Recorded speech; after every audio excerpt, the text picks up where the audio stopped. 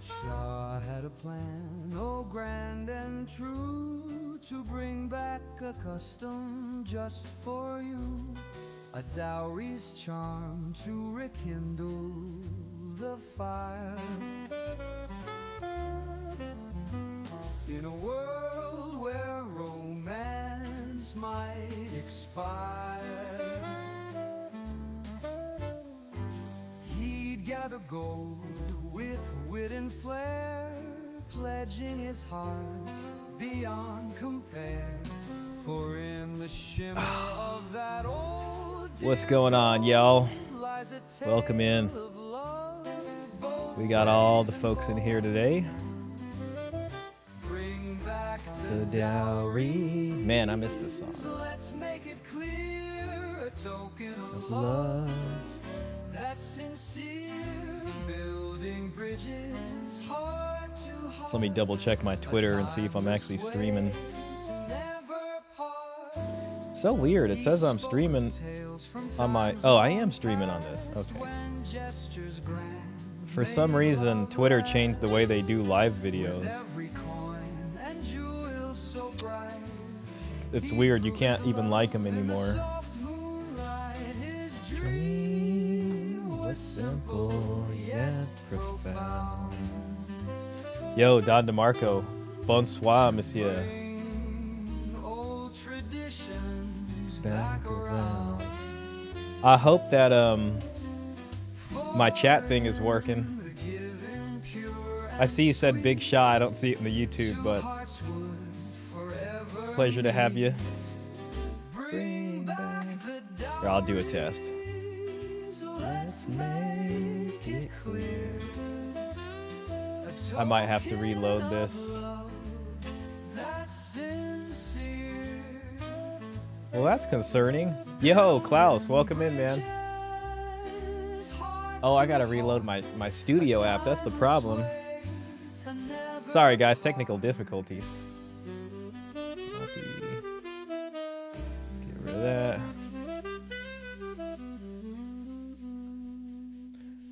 Almost there, folks. Klaus, I see you in here, man. I see Nuke in here, too. For some reason, it's just not porting over on the YouTube. Like, I can't see it in my studio app. Whatever, who cares, man? As long as I can see the chat somewhere. The problem is I can't pull it up big. So that's some sadness, but you know, we had to have some of that. Yo, Nuke, man, shout out to you, bro. I was watching your stream earlier with Rolo and Jack. That's been a fun stream for the weekend. Was simple yet profound. Yeah, I think I'm just gonna have to live with the... Oh, crap! Alright, I know what happened, guys. I gotta restart the stream. Man. I messed up. I'm so sorry.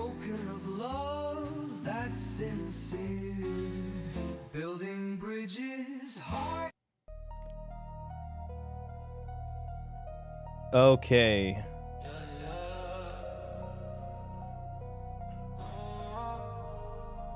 How men okay, we should be back now. I saw the cracks. One text sweet, next one full of attacks. Said you steady out, but the needle stay red. Smile through dinner, scream me out of bed. I kept track, not to hold a score. But to prove this ain't love is something so. Not cold, just clear the lanes on mine. Can't park my piece in your crooked sign. Oh, I dropped you right where the sidewalk is. My bad, guys. Shout out to I think it was I can't remember if this was Mr. Pitt that made this. Forgive me if I forgot. It wasn't Dan the Man. No, I think it was somebody else who made it. All right, don't worry, guys. We're about to be in action here.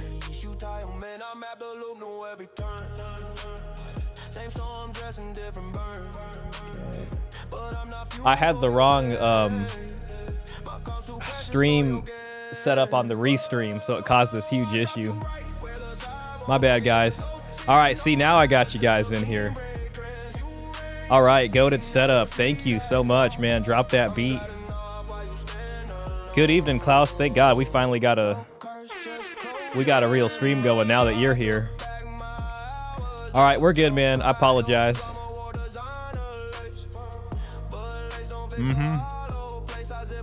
Your dowry, it's my right. All right, we're gonna have some fun tonight, guys. Sorry, technical difficulties. It's like I forgot how to stream after last week because I had to change up my setup a little bit to do the stream with DL. And yeah, so we'll let this song go through, and then we'll get the show going.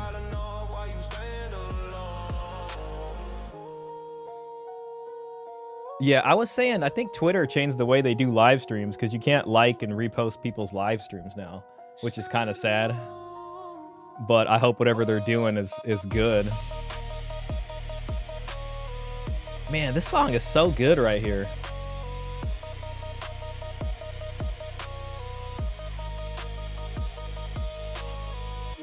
All right, all right. I think we had enough music for the night. Sorry about that, y'all.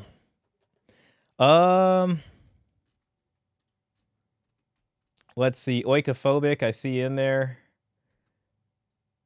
DL was, gosh, it's so weird. It's given, you know what? I'm just gonna not care about the chat, man. I mean, I see it in some places, but not in others. But who cares, man? We just gotta just do it as best as we can do it.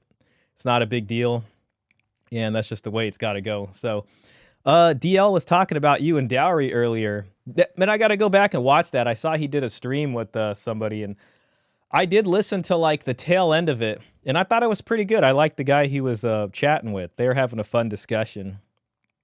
I wish I could remember that guy's name. Let me see if I could pull it up right now, actually. He was having a good conversation with that guy, but I got to go back and listen to you know, a good amount of it. Here we go. What was the guy's name? Oh, the kosher clinician. Okay, yeah. He was reacting, or not reacting. They were both reacting to something. But the guy's name, this guy right here. I don't know. They just had a fun conversation, man. This really needs like more views. So they talked about all kinds of stuff going all over the place. So that was fun. Today we're going to be reacting to a video on what's called the Frogcast. And I listened to like a part of this and I was like, you know what? This was kind of interesting. So he's interviewing a Professor Nancy Pearcey. And I don't even remember what the heck she was saying because I saved this to my playlist probably last week and then forgot about it. But what I did hear, I thought was half decent, you know, so we'll listen to this. This guy is a smaller creator and, he's almost to 1,000 subs. So I'll go ahead and subscribe there. And that way, you know, he can be that much closer to his monetization goal. That's always a neat milestone to achieve. So we'll be looking at that. Before we do look at this though, we have an update from Texas. The Texas Senate passes Hughes' bill to require retroactive child support from conception date. This is back in March here, but we're going to watch the video. There's going to be a whole lot of this going on. Oh, won't somebody please think of the children? So, yeah, and I think this is the legend right here who penned the bill, and, you know, he got it passed. So, he's probably feeling pretty good about himself right now. I use free independent music on YouTube. That's the smartest thing to do, man. Luckily, I've been blessed with some folks here in the chat, like Mr. Pitt, formerly known as Mr. Pitt, now Avalanche, Dan the Man, Luke Nielsen, all those guys. They've been using AI to make music, and the music is good, you know, which is like the coolest thing. So, but yeah, Don DeMarco, that sounds that's interesting about DL. I'll have to go back and listen to that. Hey, Shah, how are you? I'm excited for today's stream. Awesome, man. Well, I'm glad, bro. It kind of got off to a rough start, but I'm trying to rein it back in here. Yeah. Oh, man. My YouTube studio is just being weird, and I'm just gonna not pay attention to it because it's just being strange to me. But guys, please, if you can, like the video. I'd be more than appreciative of that. As long as you guys can hear me loud and clear, then that's cool with me. That's all I want. I'm also trying to show off my used that I got off eBay, but new to me, Sony micro cassette recorders. Man, just listen to that sound. Oh, baby. And then you got a micro cassette in there too. Oh my God, look how tiny that cassette is. Oh man. Oh, listen to that. Oh my God. Isn't that beautiful? Isn't that beautiful? Yep. I've been doing podcast style stuff on here, and maybe I'll post that, when I get some time later. I also got these Sony batteries, which I'm quite proud of and don't want to use because they say Sony on them. So we'll just leave those over here out of the way. Okay, guys, let's just go ahead and get into our Texas story for tonight. I can't, my YouTube studio is not showing me how many viewers are here, but who cares? We're just going to go for it. If I don't see your chat, I'm sorry, because the same YouTube thing is also not showing me the chats, but I can see your chats in my restream. So I may not be able to pull them up, and I'm sorry if I can't do that, but I'll read them aloud. I don't know if you guys remember this story. Let's see what this view looks like. Whatever. We'll test that out later. But I don't know if you guys remember. This was probably gosh, man, that's probably almost a year ago now, where they were talking about this. I can't remember if it was Vivek Ramaswamy who said something about this on Twitter, but it had kind of made some rounds, and there was some back and forth about, the man should pay from the time of conception, basically. And I kind of look at this as it's supposed to be some kind of backhanded way to kind of get a win as far as the abortion stuff is concerned. I think that's what it really is, if I'm being really charitable. But at the same time, it, of course, it, screws all us guys over. So, yeah, that's what we got to do. So, let's go ahead and just watch it. So, I mean, I think you guys probably remember the story, and they actually passed the bill in Texas. So here we go. This might be a little recognizes loud. that the responsibility that the mom is bearing doesn't begin at birth, but starts months before that. See, this is where I say it's kind of a backhanded thing for abortion, because it's saying if you can establish that the responsibility of being responsible for the child starts at conception, then wanting to abort the child, suddenly there's a new layer of legal complexity. There's a new layer of legal complexity to stop that, basically. Okay? And while I agree with you on that, I think we also agree on the free exercise of religion, correct? Oh, yes, ma'am. Definitely. Yes, Senator. So how does this square with Judaism, which believes that life begins at first breath? Well, Senator, I would say if the purpose of our child support system is to make sure that both parents are sharing in those responsibilities, and the mom, who's obviously physically bearing the child, that the mom isn't left without help. And so I don't see, and the biggest issue for me is proving that the child is, biologically the person that they're going to be charging, essentially. Now, I have heard, because the last time we talked about this, I think it might have been Don DeMarco who pointed this out, but they do have in vitro tests that they can do for DNA. But that still takes a little bit of time to get to. So it's if you're going to go back to the moment of conception. So I think a lot of this will have to rely on, we're living together. If it goes to conception, then the two people are probably together. But if she's sleeping with more than one person, then who do you charge? Do you just charge everybody? That's what this is kind of looking like, basically. Okay, moving on. think it's a matter of dispute that expenses and medical care those needs arise before birth, and this recognizes that. But this bill is creating an obligation to the... You know, and the funny thing is, too, because it's like, okay, my body, my choice, you know, as far as the lady's mantra goes when it comes to abortion and this kind of stuff. If they say that the man is responsible for the child's well-being at the point of conception, then the other side of that is that, okay, the man legally, if he's paying at this point, then he's legally the father. So when it comes to abortion, can she just abort it out of her own, you know, unilaterally, basically, or does the guy have to give approval too? And I think this is the kind of sleight of hand here that they're doing for that. But, you know, it's probably not going to really have any noticeable effect on abortion. Maybe I'm wrong. Totally possible. I think what's more likely to happen is just men are just going to have to foot the bill for longer on these kinds of things, at least in Texas. Did you get your money back when it's proved you aren't the father?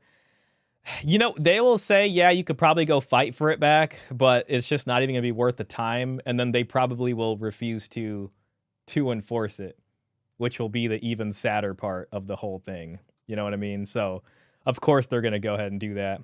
Yo, username, what's up, man? Mother or to the child?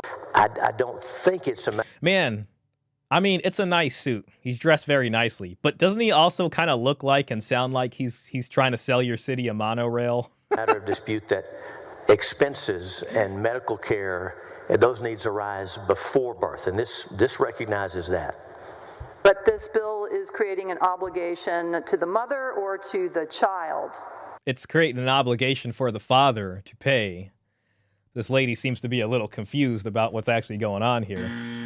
Now, you know, she obviously sees that this is something that is an affront towards women's rights in the sense of abortion and this kind of stuff. And she's trying to argue from that point of view, which is why, you know, she's not making sense. Well, Senator, that's a great point. This makes sure that the mother is taken care of, prenatal care and postnatal care. Most of this, the framework that Senator Menendez and Senator Hinojosa were talking about, and you know, that framework already exists. We're just clarifying that the mom has already had some need for help before the birth takes place. Should parents start socking away money for what amounts to a performance bond if they have a male child once they reach puberty? I don't know. Help me out with that question. Once, say, boy child becomes sexually active, since they are now open to the risk of some financial responsibility whenever they have sex, should parents start establishing some kind of bond for that child's sexual activity? And you know, I think this was an interesting question that she said, but it also kind of didn't make sense. And basically, it's a non-issue as far as this goes, because when essentially kids, when a 16-year-old, let's say, impregnates his high school classmate, what happens is they do come, the child support office will get involved, but what they'll do is they will create a court order, but they'll set the amount to zero.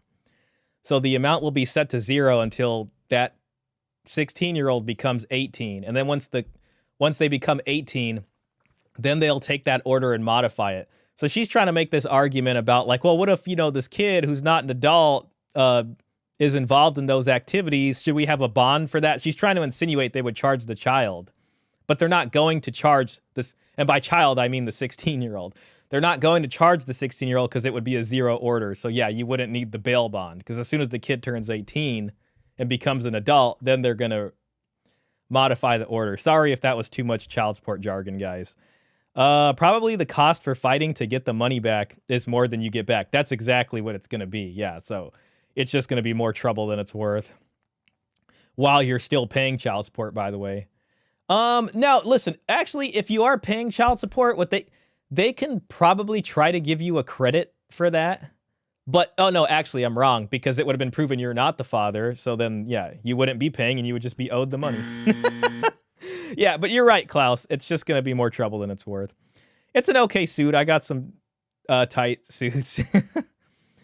Man, yeah, I need to start looking at some suits. I have some okay ones, but You know, they're passable. They're passable. You know, but it's always nice to have a nice suit. So the woman can just point to a guy and say he is the father, and that's it. That's what it seems like. The other reason this doesn't make sense is because if you can't actually do a cheek swab since the baby's not born yet, then you have to do the more expensive version of a DNA test. So it's like the amount of money that's going to cost is already kind of inefficient in this situation. The whole thing is just kind of weird. The other thing that's weird about it is, I mean, you know, there's obviously people who aren't living together. They break up while she's pregnant or whatever. But you know, I think it's going to be a less chance of people because the couple is most likely cool with each other up until the child is born. And then sometime after that is when the split, you know, is more likely to happen. So child support wouldn't even get involved if they're still cool with each other and in the same house. But, you know, if she's on welfare over here and he lives somewhere else, then yeah, child support is going to get involved. Texas effed up bad on this. Yeah, it's a weird thing and it's incredibly gynocentric. Like me trying my best to come up with an excuse for this is that this is some kind of like conservative Republican trap card in order to come back later and say, well, because of this legislation, we have to now look at abortion in this way. So I guess they're saying, gentlemen, you need to fall on the sword for this one, you know, for the greater good of fighting abortion. That's me really trying to reach for the stars here on this. Congratulations, Texas. Your family law is now officially worse than ours over here. I'm curious how long it takes until they try to do that over here, too. Yeah, that's a good point, Klaus. I mean, you know, it's kind of like a petri dish. You know, they're going to test it out here, and then they're going to go to Congress, and Congress is going to be like, oh, Texas has this program going. So how's that been going for you guys? Do you guys have any data about that? And they're going to, and of course, they're going to just say it's good news. And they're going to be like, yeah, we have data. We collected this much more money and got that to families faster. And then the congressperson is like, oh, my God, that's great. And nobody's going to challenge them because nobody wants to have to deal with this. Oh, won't somebody please think of the children? I mean, unless you really want to seem like the bad guy, you know, you can do that. But they're probably not really going to do that. And yeah, then they're going to be like, let's roll this out to other places. Until they become an adult and can pick up that bond on their own? Well, Senator, whatever risk that exists today without Senate Bill 942, the difference is that the financial responsibility would begin at birth. So we're talking about significant cost and significant child support responsibility once a child is born. In the grand scheme of the amount that this guy is smooth over here, man, and I definitely want to copy his haircut. A father would owe, this is not a whole lot of money, but it does recognize that to the mom, those expenses are real and those costs. So to the father, it's just not a whole lot of money. And we want to recognize to the mom that those costs are real. It's just like, okay, but it's not that much money. Are real. So under your bill, the way for a sexually Man, this lady's on camera, just on her phone, just texting on Snapchat. You can't see her because I'm in the way, but just check that out. active young man to she's over there assure playing that they would Candy not have Crush. this risk is to get a reversible vasectomy. Oh God. Okay, so she went for the vasectomy here. So okay, let's just go back. Recognize that to the mom, those expenses are real and those costs are real. So under your bill, the way for a sexually active young man to assure that they would not have this risk is to get a reversible vasectomy. It's going to be that or abstinence. Let's see what he says. Well, under current law, and I think we all agree that that the current law is correct in that a man is responsible for helping provide for his offspring. And so regardless of what we do on this bill, it sounds like you're talking about I don't want to put words in your mouth, it sounds like you're describing the child support system writ large, and it does recognize that the father... You know, another thing here that's important to say is retroactive child support. Retroactive means they're charging you for a past period. So it might be that all the cases are just an extra amount that they attach on to somebody's back pay and say, you actually owe 9 months of child support for when she was pregnant. I don't know if they're going to be doing that with this bill, but the word retroactive seems to insinuate that. I'm just saying. Father has responsibility. So yes, men should be responsible. Once a child... The men should be responsible. Actually is alive in this world. under current law, correct? No. Well, he's going to say from the moment of conception, yes, they are alive. That's correct. After birth. That's right, Senator. Oh, currently, yeah. But does your bill recognize that even in the most diligent utilization of birth control, even by both partners, that a pregnancy can occur? Oh, yes, Senator. And current law recognizes that because the child support obligation exists. A father is responsible to help provide for the child, regardless of the circumstances or the intentions. Thank you for answering my question. It's just like an interesting thing because it really butts up right against this my body, my choice. If it's my body, my choice, and then at the same time the man's responsible for paying, her health care while she's pregnant, it does have this kind of penetration, into her sovereignty as far as that goes because of the pregnancy. So I don't know. I think it's a kind of sleight of hand. Let's just go and watch them pass this Well, thing. thank you, Senator. Thank you for your questions. Senator Paxton, for what purpose? To ask the author a couple of questions. Senator Hughes, do you yield for questions? Of course, I'll yield. Senator Paxton, you're recognized. Thank you, This Mr. guy. President. Thank you, Senator Hughes. As I've been listening to the conversation around this bill, it's interesting to me because as it turns out, you know that I'm adopted, and we've talked about that story, and you know that I've met my birth mother, and we have a wonderful relationship. But actually, just yesterday, I received a copy of my original birth certificate. So I've always seen the one that has my adopted parents on it listed, but just yesterday, I received a copy of the birth certificate with my birth mother's name on it, and the name that I was given at birth, right?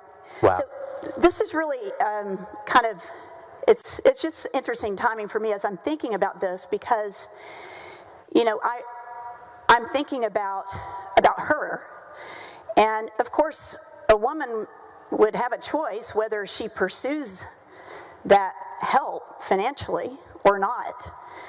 Yeah, the woman would have a choice. Now you as the man, your choice ended at coitus. But it's certainly the case that once a woman discovers she's pregnant, that the cost for bearing that child, which are part Sorry, I'm just remembering when everybody was like changing the nomenclature, like especially where I live in California, to say we're pregnant. It might be time to bring that back. But like, wait, why do I have to pay? I mean, because we're both pregnant. We're pregnant instead of she's pregnant. Oh my gosh. Wait, what do you mean? The woman's pregnant. Don't you mean we're pregnant? So we should split the bills 50-50, I guess. caring for that child. They begin. Is that what this bill is designed to do? Senator, thank you so much. And Okay, yeah, so she gave him a softball question. She's totally one of these ladies. Won't somebody please think of the children? Yeah, username, I gotta agree with you. Now it's a nice, beautiful color suit. Nice tie color, the haircut, But yeah, he is a little...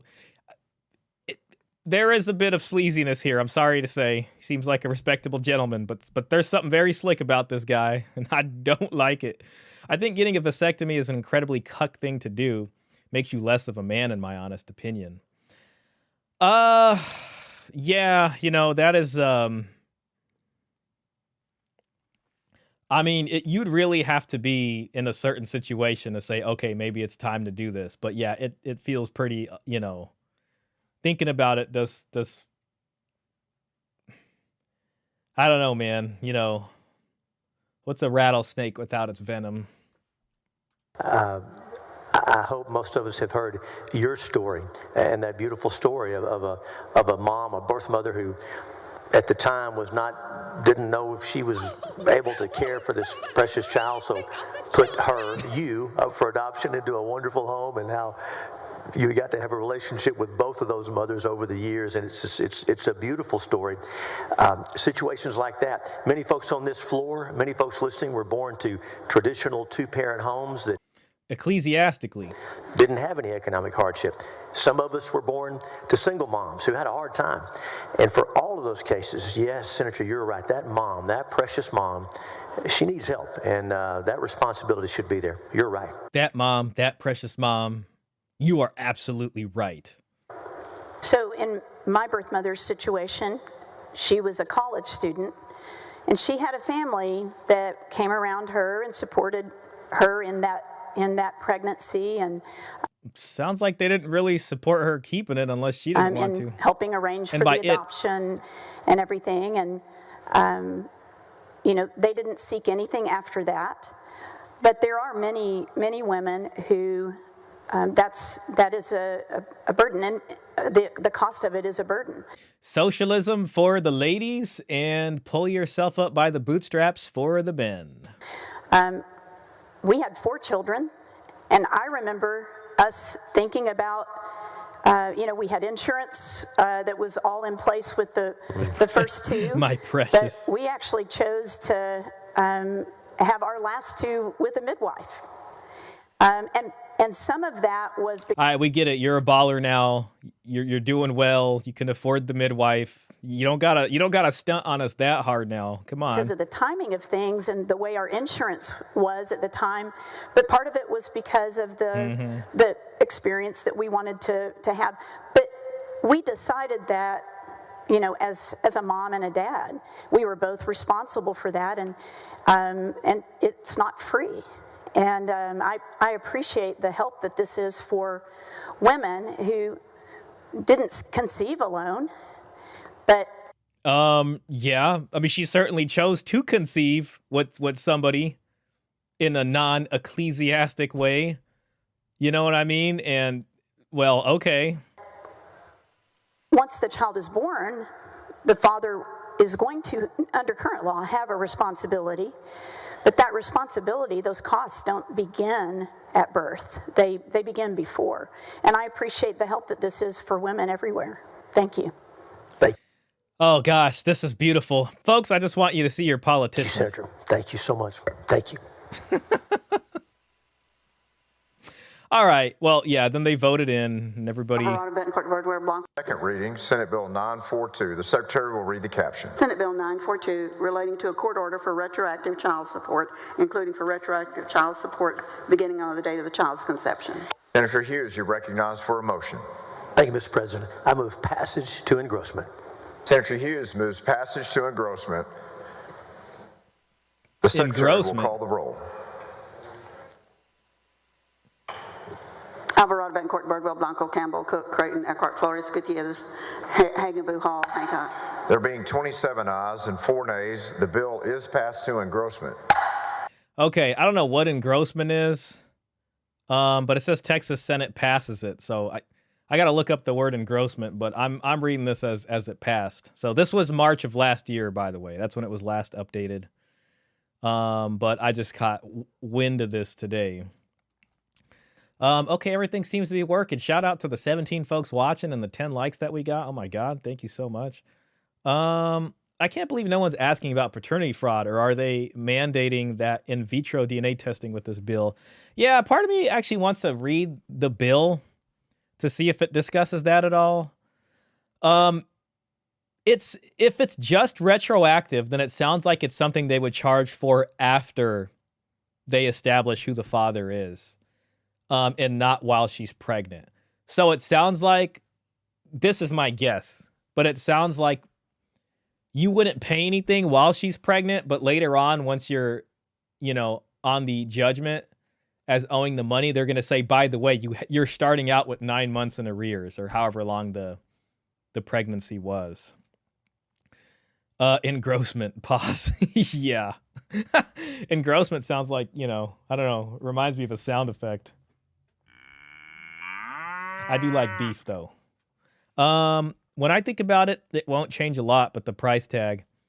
Guys don't care about the girls. Gotta stay gaming. Exactly. You gotta stay gaming, bruh. Yeah. Don't focus on no girl. Just stay gaming. Yeah, it's just, it comes off just very gynocentric again. I won't hold y'all on that too much. Anyways, yeah, so we're going to try out a small creator, 975 subscribers. I listened to this and I was like, hey, this is kind of interesting. It's called The Death of Manhood from one Professor Nancy Pearcey. And she is a professor and scholar in residence at Houston Christian University. And she is the author of the book, The Toxic War on Masculinity, and many other influential books. So, you know, she seems to be coming from the conservative side here. And I don't know why, just that the book title makes me think of It's Complicated Question. He has a question. I forgot how it goes. But it's about, I can't remember how it is, but it's like when he splits it up between men and women, and it's like when women, you know, basically are complaining about rights or whatever, laws get changed, but when men are, the discussion always just shifts towards masculinity, and there's a crisis of masculinity versus any real discussion about, you know, legal reform or stuff like that. So masculinity sometimes seems a little bit of a scapegoat in order to not deal with the actual very real legal systemic issues that we have that kind of cause these issues. So I wish he was here to kind of break that question down, but the way he asks it is really good. All right, from the get-go, I wonder how she could stay in academia with that kind of book. Yeah, well, yeah, I mean, she is in a Christian university, so maybe they look at it a little different. But we're gonna see what she has to say, and if it ends up being nails on chalkboard, then I'm really sorry, guys, because I listened to about 5 minutes of this, probably less than that, and I was like, you know, this might make for a good reaction. Texas engrossment, sponsored by Cialis. Yeah. All right, here we go. This guy's name is the Frogcast. He seems to have decent. Let's see. And find online if you would like to purchase that for yourself. Professor Nancy Pearcey, thank you for joining me.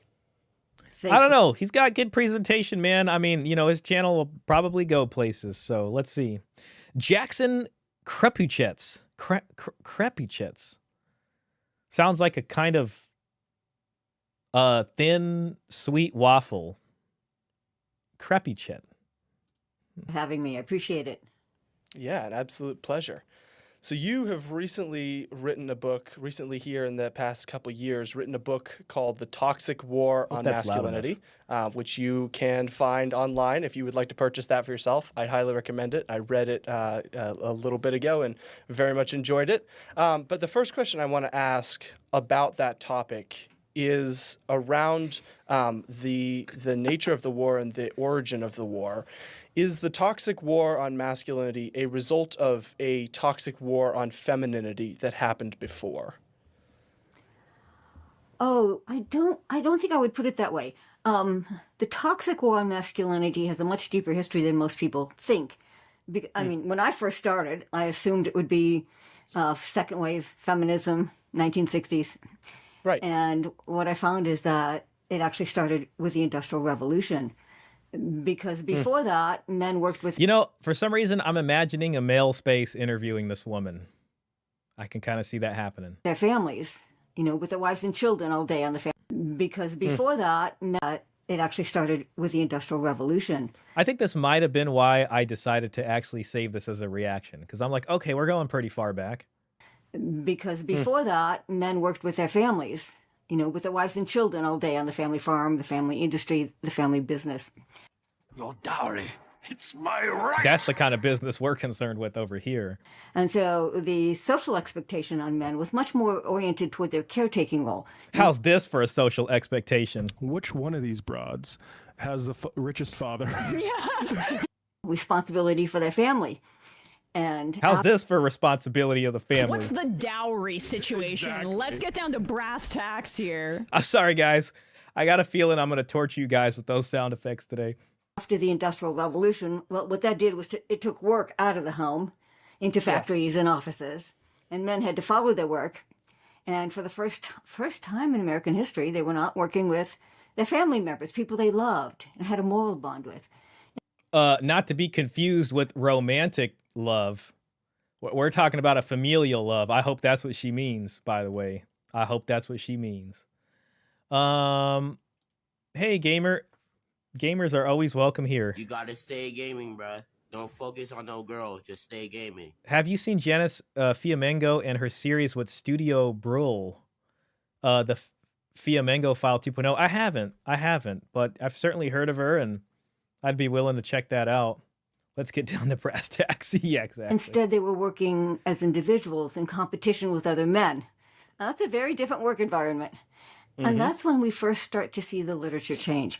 I was shocked when I read the literature of the 19th century. Oh, I wonder if she's talking about like romantic novels and things like that. You know, but yeah, the printing press was certainly a big factor in that, and tales of romantic chivalry. I think like somebody like Peter Wright, who studies gynocentrism and romantic chivalry, would go even further back than just the Industrial Revolution. Some of it was just as hostile as what we see today. Because people began to complain that now that men were out of the home all day, they were losing their caretaking ethos. They were losing their connection with their families, and they were becoming egocentric and self-centered and making an idol out of their work, right? Getting their identity and their fulfillment from their jobs and their careers and their achievement instead of getting their identity from their family and their church. Those would be some interesting writings to read. I mean, she must be referring... She's talking about the literature, but maybe there's some kind of newspaper articles on that stuff. So actually, that's when, if you look back at the original documents at the time, that's when you start to see people protesting that men... Not even, you know, another thing too, it's like when, you know, different types of work starts to become available. It's like if families are very dependent on the land that they own and the farmers and all that stuff, in order, especially for familial reproduction. But then it's just like, okay, you're involved in that network of things. Then suddenly you can go get a job at a factory, and the money you actually make from the factory is more than what the farm is producing, maybe year by year, possibly.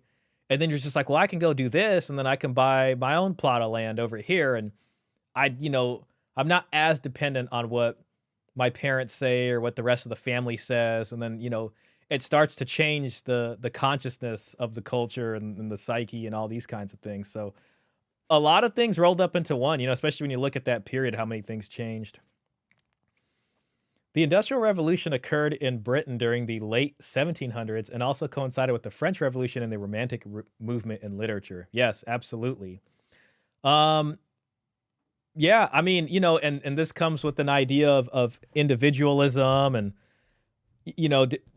asking for more freedoms, democracy, these kinds of things, and pushing back against monarchy. So the world is going through a radical transformation. You could even say secularism starts to come up. So this is a kind of result of Enlightenment ideas, basically.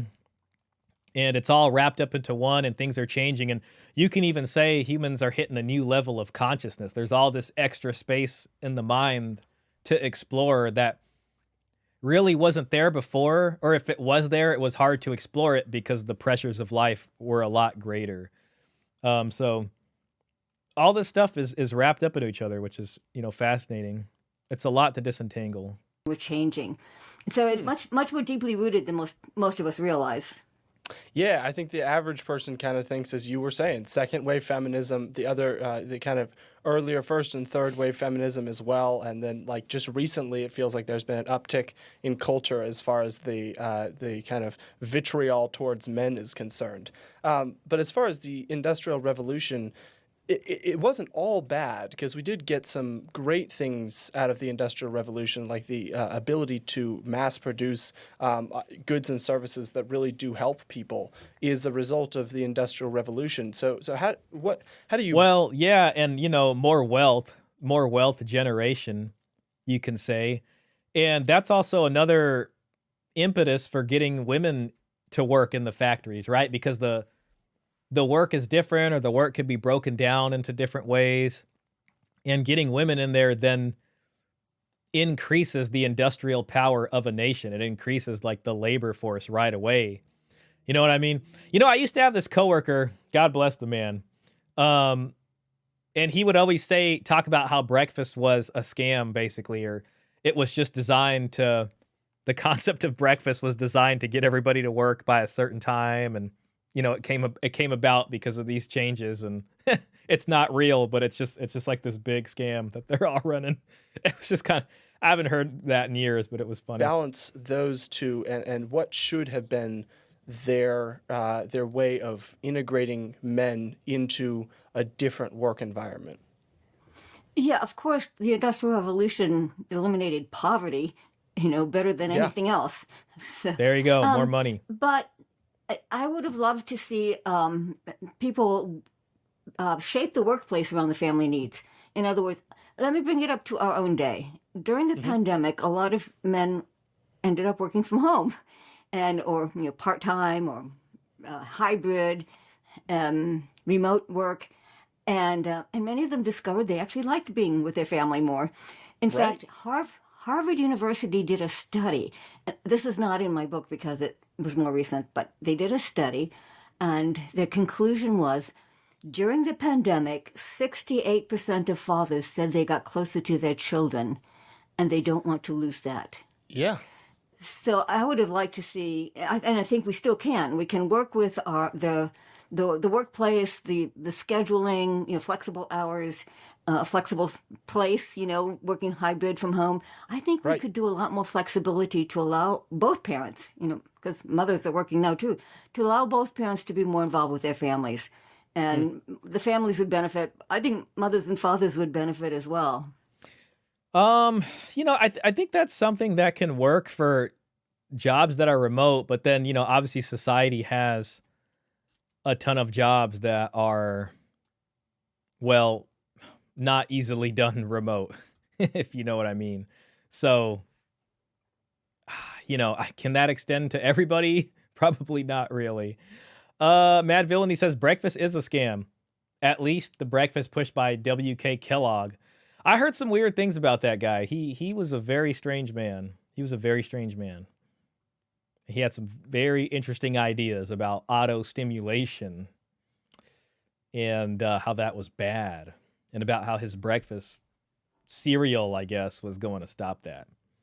Definitely going to stop that. Yeah, but it's not all bad that there's a male competitive nature to the work environment, correct? Because I think some people, they hear this and they're like, fine, we'll just homestead for the rest of our lives. But there is some, as someone who works in corporate myself, I very much enjoy the competitive nature of it. I don't have a wife and kids yet, but that's something that I am attracted to, is we're all on a team together and we're going to do something together, and then we get to do much more as a result of everyone, pitching their lot in, than we would individually. Yeah, I mean, one of the questions I often got, having written this book, is, well, what do you think the differences are between men and women? All right, so I had to put that right at the beginning. Sorry, I was looking for this, and this is from a New York Times article in 1913. And it says, the French have a habitual respect for financial independence, however modest. Mr. Fullerton cites the definition of an old maid as one without a dowry. Hey, look, it's another way to call somebody an old maid.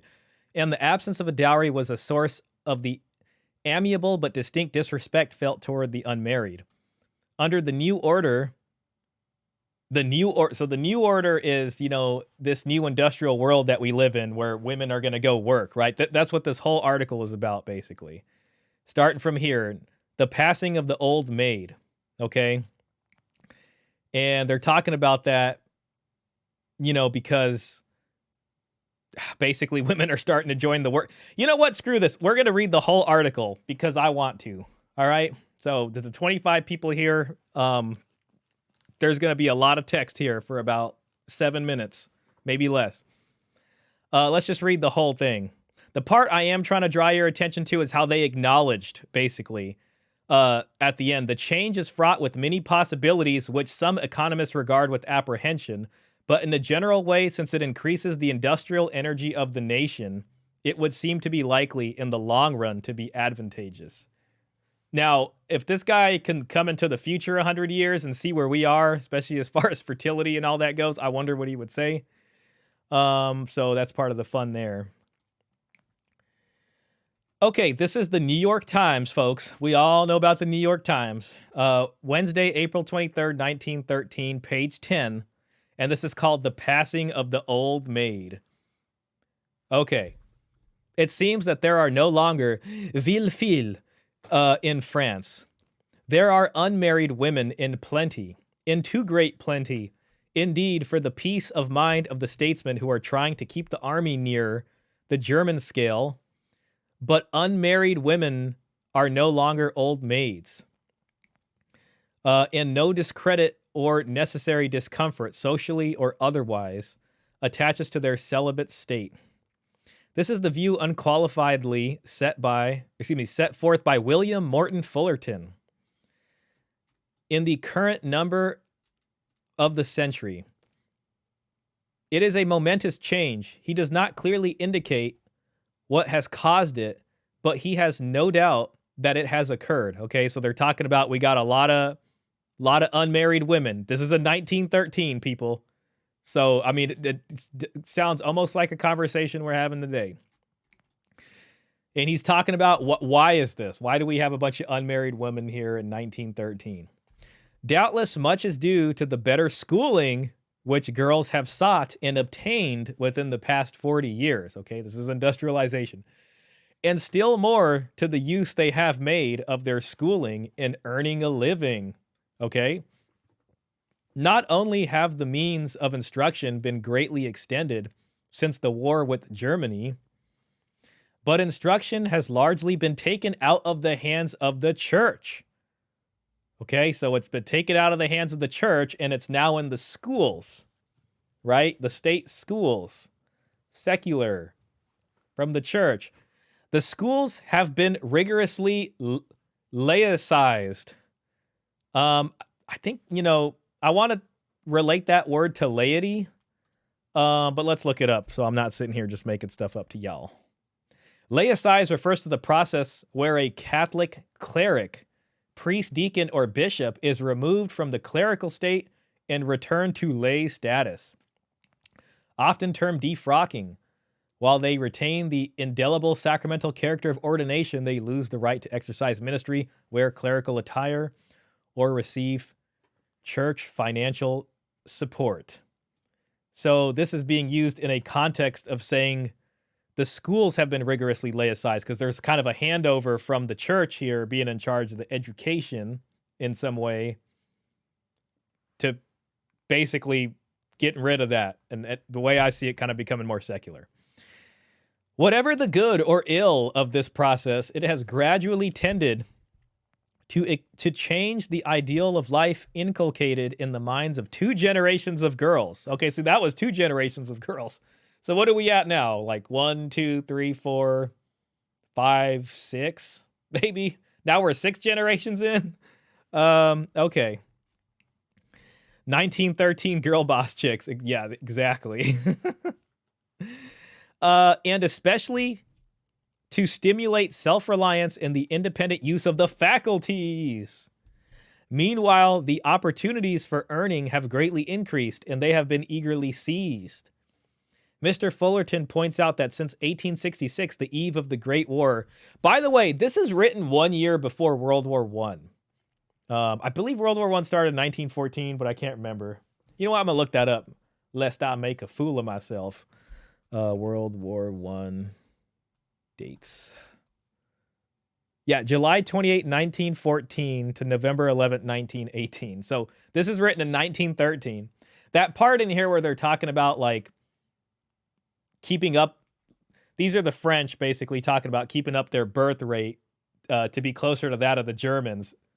Because, they did kind of just get done fighting a war with them prior to that. So Mr. Fullerton points out that since 1866, the eve of the Great War, while the number of males employed in agriculture, commerce, industry, and the professions has increased, but by 24%, the number of women has increased by 65%. All right, so this is women coming into the workforce.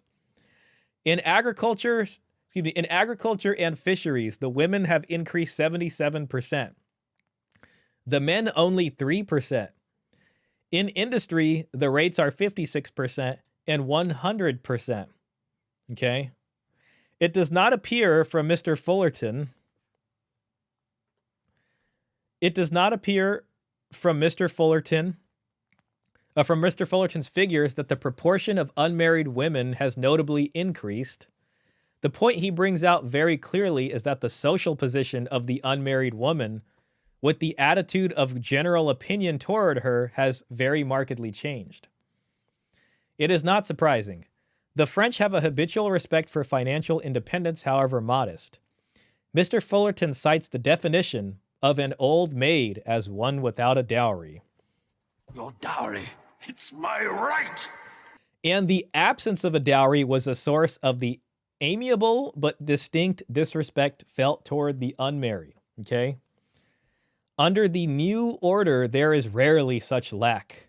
Capacity to earn a living is in effect the equivalent of the dowry. Is that what we've been saying over here, folks? Is that what we've been saying over here? That was the trade. The trade was, okay, they're going to come in the workforce, they're going to move away from this dowry system, and they're going to pull money in, and that's going to be the equivalent of their dowry. But it ain't so much that anymore. Now it's like, well, we work, and this is this, and still the man is the full provider and has to do everything. So when the question comes up, is marriage a good deal for men? The answer truly, as we do it now, is categorically and definitively no. And it's provably so, because this was when the changeover happened, this was the understanding. This was the understanding here, okay? Capacity to earn a living is in effect the equivalent of the dowry, right? And a man's capacity for earning a living was what justified the requirement of the dowry from the woman's side. So now you have the man's capacity to earn a living and the woman's capacity to earn a living, and they both technically have dowries to contribute to the household. You know what I'm saying? You picking up what I'm putting down over here? Okay. And the woman who has it can face with equanimity the judgment of her social circle. The change is fraught with many possibilities, which some economists regard with apprehension. I wonder why they regarded it with apprehension. Like, were they thinking, oh, you know, maybe the birth rate will go down and that's not good? I wonder what their apprehension was. It'd be nice to find some sources on that. But in a general way, since it increases the industrial energy of the nation, it would seem to be likely in the long run to be advantageous, right? And this is why nowadays it's like, it's good to have women working as far as the economy is concerned, because then it looks, there's more going on. There's more economic activity. You know what I mean? There's more money flowing around out there. There's more money changing hands. It looks like there's a lot of stuff going on. You know what I mean? Back in the day, if you have families, if the families hold most of their wealth within themselves and they're not spending it in the economy, then the economy doesn't look that good. But when everybody's in here and they're just having a good time, everything's tight, you know what I mean? Oh my gosh, ka-chang. Then yeah. So here we are now, folks. Here we are now. I had to share with you guys some history. Yes, guy brings in resources in his finances, and girl brings her dowry to contribute to the conjugal fund to set up a family unit. Exactly. And when you have people operating like this really helps temper the need for a gigantic, robust welfare system, right? Without this is how you get into this situation, right? With Mr. Blue Suit over here. Current law, and I think we all agree that under the current law. That's how we get this over here. Like, well, we gotta pass all these laws, and we gotta use all this money, and somehow we gotta do this, and because what about this and that? Like, this is really just backdoor socialism in a lot of ways. Child support, in a lot of ways, is backdoor socialism, and nobody has anything to say about that because of this. Oh, won't somebody please think of the children? Thank you for that, Brute Man. I appreciate that comment there. Very well put. Very well put. Thank you. And I had just, right. One of the questions I often got, having written this book, is, well, what do you think the differences are between men and women? All right, so I had to put that right at the beginning. And I had to say, well, let's start with just physical, because a lot of the differences build off the physical differences. Men are bigger, stronger, faster. They have more fast twitch muscles, which means they can react more quickly. They have 75% greater upper body muscle mass and 90% greater upper body strength. And that was key for the heavy plow, by the way, right? When the heavy plow came on the scene, what happened was that then men became the primary agricultural producers. Their labor became more valued for agriculture, where prior to that, women had contributed they had made the major contribution to agriculture because they were using lighter tools to do that, and it was very toil intensive, you can say, and labor intensive. Then the heavy plow came on, and because of that upper body burst strength that the man had, the heavy plow especially, just became used in the man's hands, and it was a much more efficient way of doing agriculture, tilling that soil. Because of testosterone, they do tend to be more risk-taking and aggressive. And these are just the creational givens. These are things that we have to learn to see. Yeah, more direct, more confrontational. Yeah. These are good. Yes. Whatever God made men, this is intrinsically good. And yes, there's the fall and it can be distorted, but we have to start with creation. The breakdown, creation, fall, redemption. Right. You start with creation and say what God created is good. And I think that's where our culture is doing very poorly. They are not treating the basic masculine traits as intrinsically good. Yeah. And then, of course, women have children. And, women might get stronger, and compete with men athletically, but they'll never change the fact that women have children. And so that creates a lot of differences as well. I'm sure some Brave New World-esque thing is working on that. They're working on a robot somewhere to do that. So, yeah. Well, but yeah, no, as of yet, I don't think there's been any robots out of China that have solved that problem. Oh, here's my baby noise. All right. On the one hand, it means that in every culture, men have done the more physical labor and warfare, things like that, and women have always done things that were more home-based that could be integrated with raising children. No, they were also out on the field, too. But yes, if you lived out on the farm, then yeah, your kids would be out there hanging out with you, helping you pull weeds, probably. Because in pre-modern age, women spent much of their adult life pregnant, nursing. Women work. Women do work. I think, but it's a lot more toil-based stuff. It's like basket weaving, bead making. You know what I mean? Like chewing on the hide of some kind of a, I don't know, some type of skin, like a caribou skin. You just keep gnawing on that thing so that you can turn it into a jacket for somebody. Needlework, working at the loom. You know what I mean? So women do work. It's just, but there's different kinds of work, but it's very toil based. And babes in arms, and all three at once. So the sheer physical differences is the source of many of the differences between men and women, in terms of their work style and their lifestyle and even their temperament.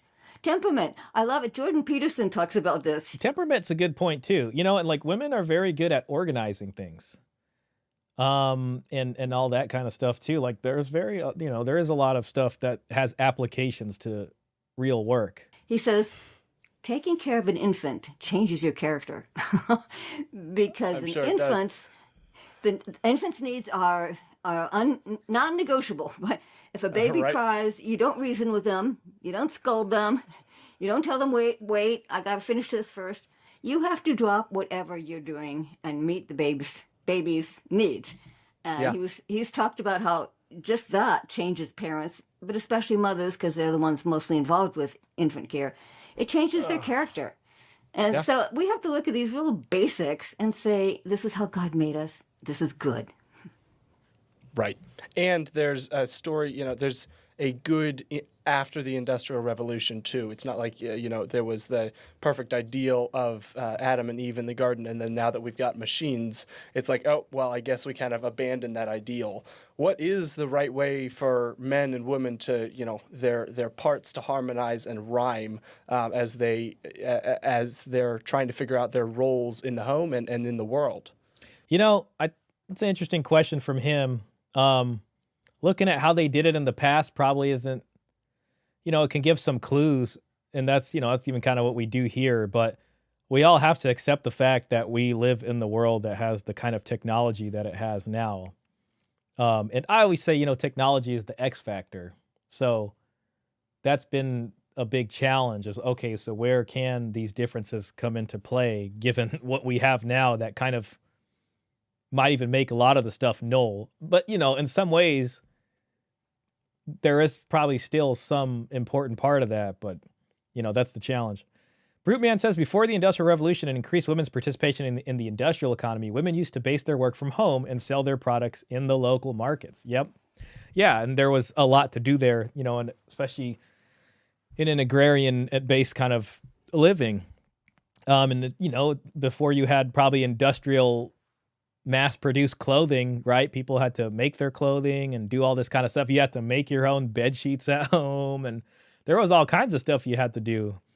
And then, they figured out how to industrialize all that. It's crazy how much industrialization has changed things. And I know, that's an obvious thing to say, but sometimes you really look at it and you're just like, wow.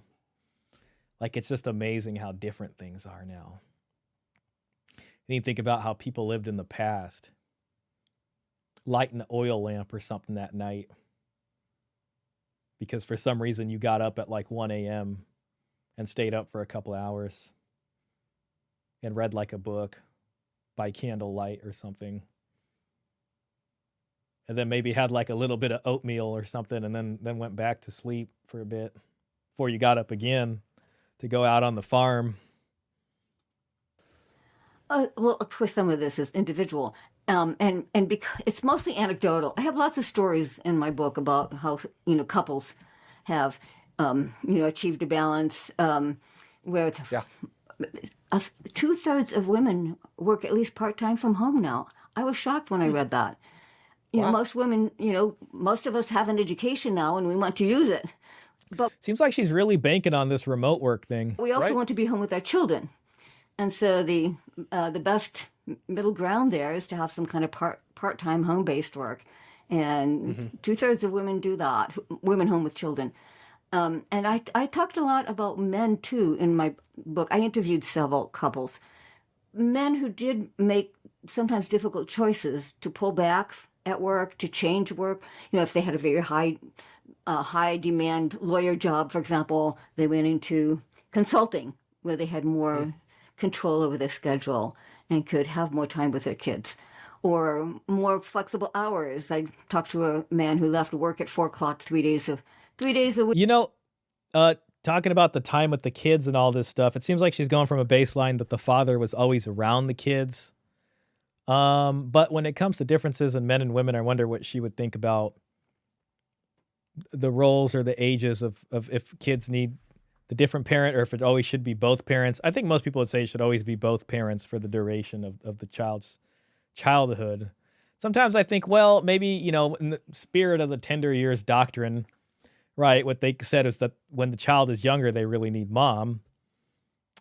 Which, okay, I can grant that. But then it's okay, so once the kid hits puberty and then lives out the rest of their, teenage life, then maybe they really need dad at that point. You know what I mean? As they get integrated with society. Just to coach his son's basketball and football teams. Yeah. By the way, his boss told him he was coasting and scolded him. But he said when his sons got older, they said, we want to be a dad like you, which is much better than any workplace accolades. And I talked to some who actually worked all the way from home. One of my graduate students was married to an IT professional who came home during the pandemic, and he said, I didn't miss a beat, with the Zoom and everything. And because he was home, he was able to be more involved with homeschooling. He decided he would be the parent to make lunch every day. He was able to take his kids to sports. And in fact, he picked up so many of the parental obligations that his wife... Sounds like those kids were finally getting some, some type of attention from a parent. Maybe the mom wasn't that bad. Started a part-time business. And so the whole parental obligations that his wife started a part-time business. And so the whole family... Do dads make better caretakers than moms? He benefited from the added income. But I interviewed him, and he said, first of all, he said, our life is so much more balanced now. I'm never going back to 40 hours in a cubicle. Mm-hmm. And then he said, this is the best part, the time I used to spend commuting to work, I now spend praying with my wife. Yes. It's all very heartwarming. That's the thing about, the whole work from home thing, especially for jobs that can accommodate that. There's so many benefits. If you can actually truly do your job from home, like it's one of those kinds of jobs, then yeah, it's great because you don't have to spend money on gas or parking to get to your job. You save the time on the commute. You're probably going to eat healthier because you're probably going to eat at home, assuming you actually cook food at home. And once people experience that, it's very like, man, I want a remote job. Like I'm saving all this money. This is great, But like over here in California, every year kind of comes up and it's up to Newsom. And he's been trying to get a lot more people back into the office. And I think part of that is because the commercial real estate investor class folks have been really pressuring him because, having all the workers come back in, especially, for the state and stuff, it increases foot traffic there in the major, downtown area. And then they're over there in person. Okay, now they got to buy lunch and you got to put your coins in you use an app now, but you know what I mean? It's like, it just stimulates the economy more and they're losing out on rents, these commercial real estate folks. But it's just like, it's like fighting it's like just trying to swim upriver, in some ways. It's like the future is going in a certain direction, at least for those kinds of jobs. This is highly idealistic. It's not feasible in all situations. E.g. guys who work in the Army. Yeah, exactly. Navy, oil rigs for significant periods of time away from home. One word, geo-arbitrage. Yeah. Yeah, that's the thing. You're never really going to be able to get away from that. And at best, if, people really want remote jobs or they can actually find them, it's like maybe they'll have to just pay guys more to do those kinds of jobs, So I have anecdotes like that just to show people it is possible. It is very idealistic. Balance. Yeah, it is. The balance is tricky because I think the world has told us, and maybe this is not just the world, but someone has been telling us that either you choose your career or your family, and you can't do big things in the world and also have a good family. And that has certainly been put forth to women, right? That's the big thing about women, working, and it's like, well, you're going to choose your career or family, and they're prioritizing career. I think he might be putting it forth, or at least how it seems to be discussed here, in terms of like men having to make that decision, career or family. But oftentimes, people are working hard in order to provide more for their family. I'm stingy. I never bought lunch and brought my lunch box. Yeah, sometimes I would get lunch, but honestly, when I was probably the most healthiest, what I was doing is I'd have breakfast and then I would skip lunch and then eat my dinner when I came home. And I just never, because I always took a half-hour lunch so I can leave a half hour earlier. And the thing is like buying lunch from somewhere, like, yeah, you can order it, I guess, but it's like if you go there to get it, like there'd be a place within walking distance and I'd go there, but then all of a sudden there's like this line, it was just taking a heck of long, and I was just like, man, this ain't even working. So I just was like, nah, I'm good. And then it's like, the food that was available to me out there to buy wasn't always the healthiest. You can maybe try to rig something together that wasn't so bad, but if you have any kind of carb, you get that crash at like 2. So, yeah. Just have a hard time believing that that's true. Like I don't think that God would, give us the Dominion mandate and then say, well, you can't really do that much with the world. You just have to spend most of your time at home. And on the inverse, you can't do much at home. You need to be at the office 80 hours a week because that's the only way you do anything productive with your life. It's just a question of how do you balance the two, and lunch how is do a you, scam. is there a rubric that you use? You know what? You're right. Yeah, my coworker said breakfast is a scam, and I'm going to say lunch is a scam. Provided you have a good enough first meal.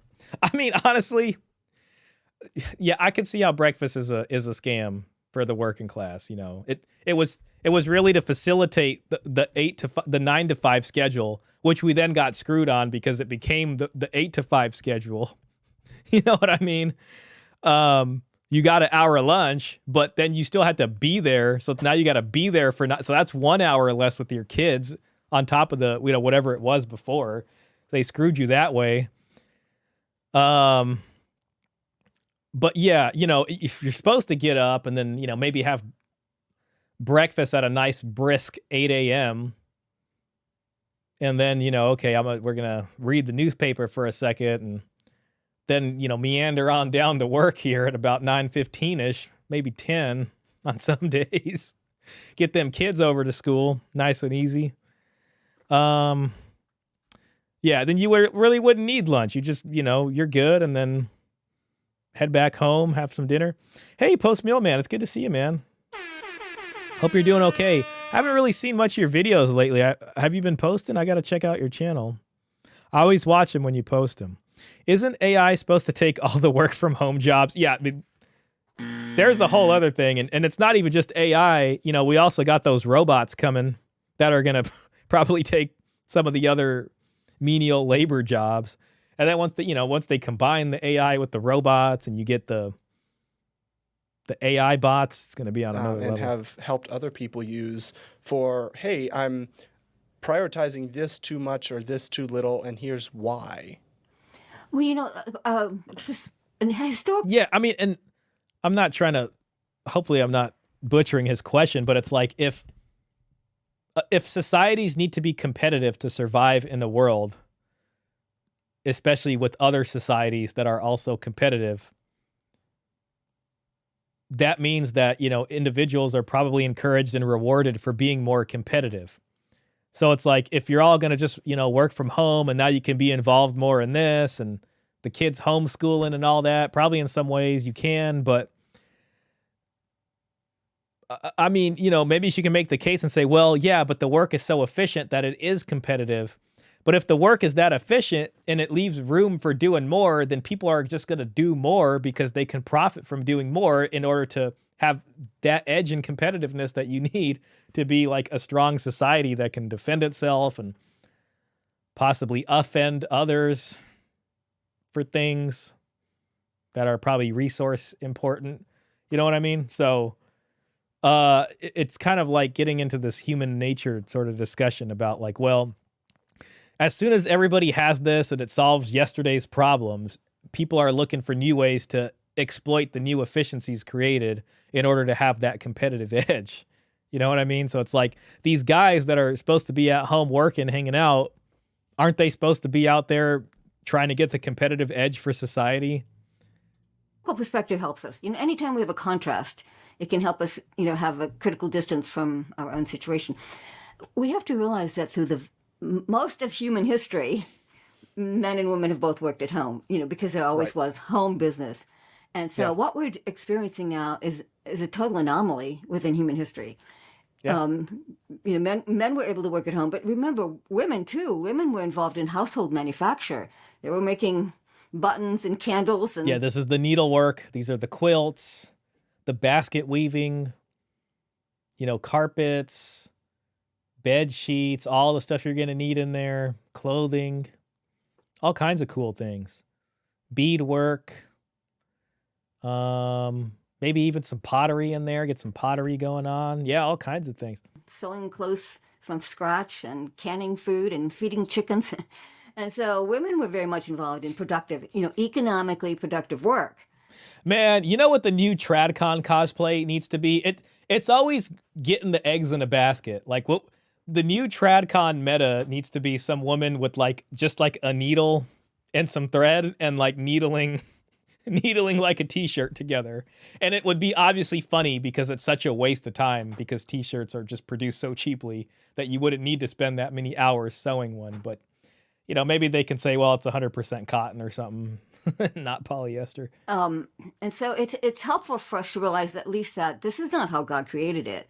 You know, that when the Industrial Revolution took work out of the home, that was the first time there was this gap between being a parent and being a worker, and where that conflict began to appear. And that's probably even where like the concept of a childhood came from, like the concept of a teenager, you know what I mean? And this kind of extra different thing versus like, well, okay, the kid hit puberty, time to start working. You know what I mean? For men and women, you know, insofar as feminism had some genuine causes, it was because... I wonder what she would list as the genuine causes, you know? I'm thinking as a result of industrialization, it enabled more opportunities for women. They took advantage of that. They're like, well, wait a minute, I'm working and I'm making this money and significant money. We want to have these things too. So maybe there's a brief window where there's this weird kind of dissonance going on. But prior to that, you know. Women lost all that economically productive work. You know, it was not just men's work taken out of the home, but women's work too. That's an interesting point. Yeah, it's like as soon as you can make a t-shirt, as soon as you can make hundreds of t-shirts coming down the industrial line, and women didn't have to sew them at home anymore. Yeah, I mean, you know, that just hurts a lot of different things. Men did not always work at home in the past, e.g. workers in the mines, army, navy, stonemasons, scribes, architects, lawyers, tax officials, and officials at court. They did not all work from home. Yeah, you're absolutely right about that, Brute Man. And there is no two ways about that. So good spot, man. Good spot. Thanks for pointing that out. Yeah, I can't remember if it was you who said that before, but it is a little idealist. It is a little idealist. Or idealistic. Even major corporations in the U.S. and other parts of the world and ending remote or hybrid work and forcing all employees to return to office full time. It's not only Army, Navy, oil rig, etc. guys. What's your opinion on that? Like, I don't know. Do you think they're doing that? Like, I don't know. I wonder why. Like, do you think it really is because remote work is not as efficient as office work? Seems like a lot of people who do remote work tend to be getting the same job done. I feel like if they weren't, they would just get fired. You know what I mean? But I don't know. Lunch is a scam. Not all the time, at least. Part of the day they were away from home, even in the past. Yeah, I think that's fair. You know what's so cool, man? How like in England, everybody, well, probably in a lot of places, but you had to like practice archery. Like it was like mandated from the government, I think. I gotta look this up. But gosh, wouldn't that be so cool? Like, hey, for 1 hour a day, you got to go out there and practice with your bow. I'd be like, okay. Oh, man, I got to go do that every day. Oh, man. Oh, I'm sorry. I really want to be home helping out, but I got to go in the backyard right now and do my mandatory archery training. Sorry, you can't bother me. This is only for me. I got to do it by myself. Right. Preparing food and eventually even teaching your own kids. You know, very few families do that anymore. So, well, I mean, that's true. Actually, I don't know if Nuka's still watching, but he posted something on Twitter, but it was something in regards of like how many parents can actually teach their kids, you know, these higher order maths and stuff like trigonometry and all these kinds of things. So yeah, teaching your kids at home back pre-industrial revolution when the literacy rate was super low was probably a lot different than teaching your kids now, where the education is obviously further beyond maybe what was required back then to be, you know, someone who lived in an agrarian society. The economic, the Proverbs 31 woman, right, who has all these businesses. Okay, Proverbs 31 woman. Home. That was taken away from women, and they were left with cleaning house, you know. Right. And so. Okay, so what you're saying is that women used to do a lot more and raise the kids, but that the women nowadays who don't have to do that and just clean the house and take care of kids, who claim that it's the hardest job in the world, are all just making it up? So they were doing way more in the past too, and they were coming with this? Your dowry. Oh my God. It's my right. Oh my gosh. That's funny. I'm going into work maybe once a month. My boss realized fast that I'm more productive at home. Now I'm encouraged to not coming in. Yeah, it is an interesting phenomenon because if you're not being bothered, like ironically, by your coworkers, you can actually be more efficient at home. And it would allow you to create a work process that you could just get more done without being bothered. I don't know. It's weird, You go into the office and then suddenly someone comes. They want to have like a 20-minute conversation with you about nothing. That's just... But, there's pros and cons, probably. There's pros and cons.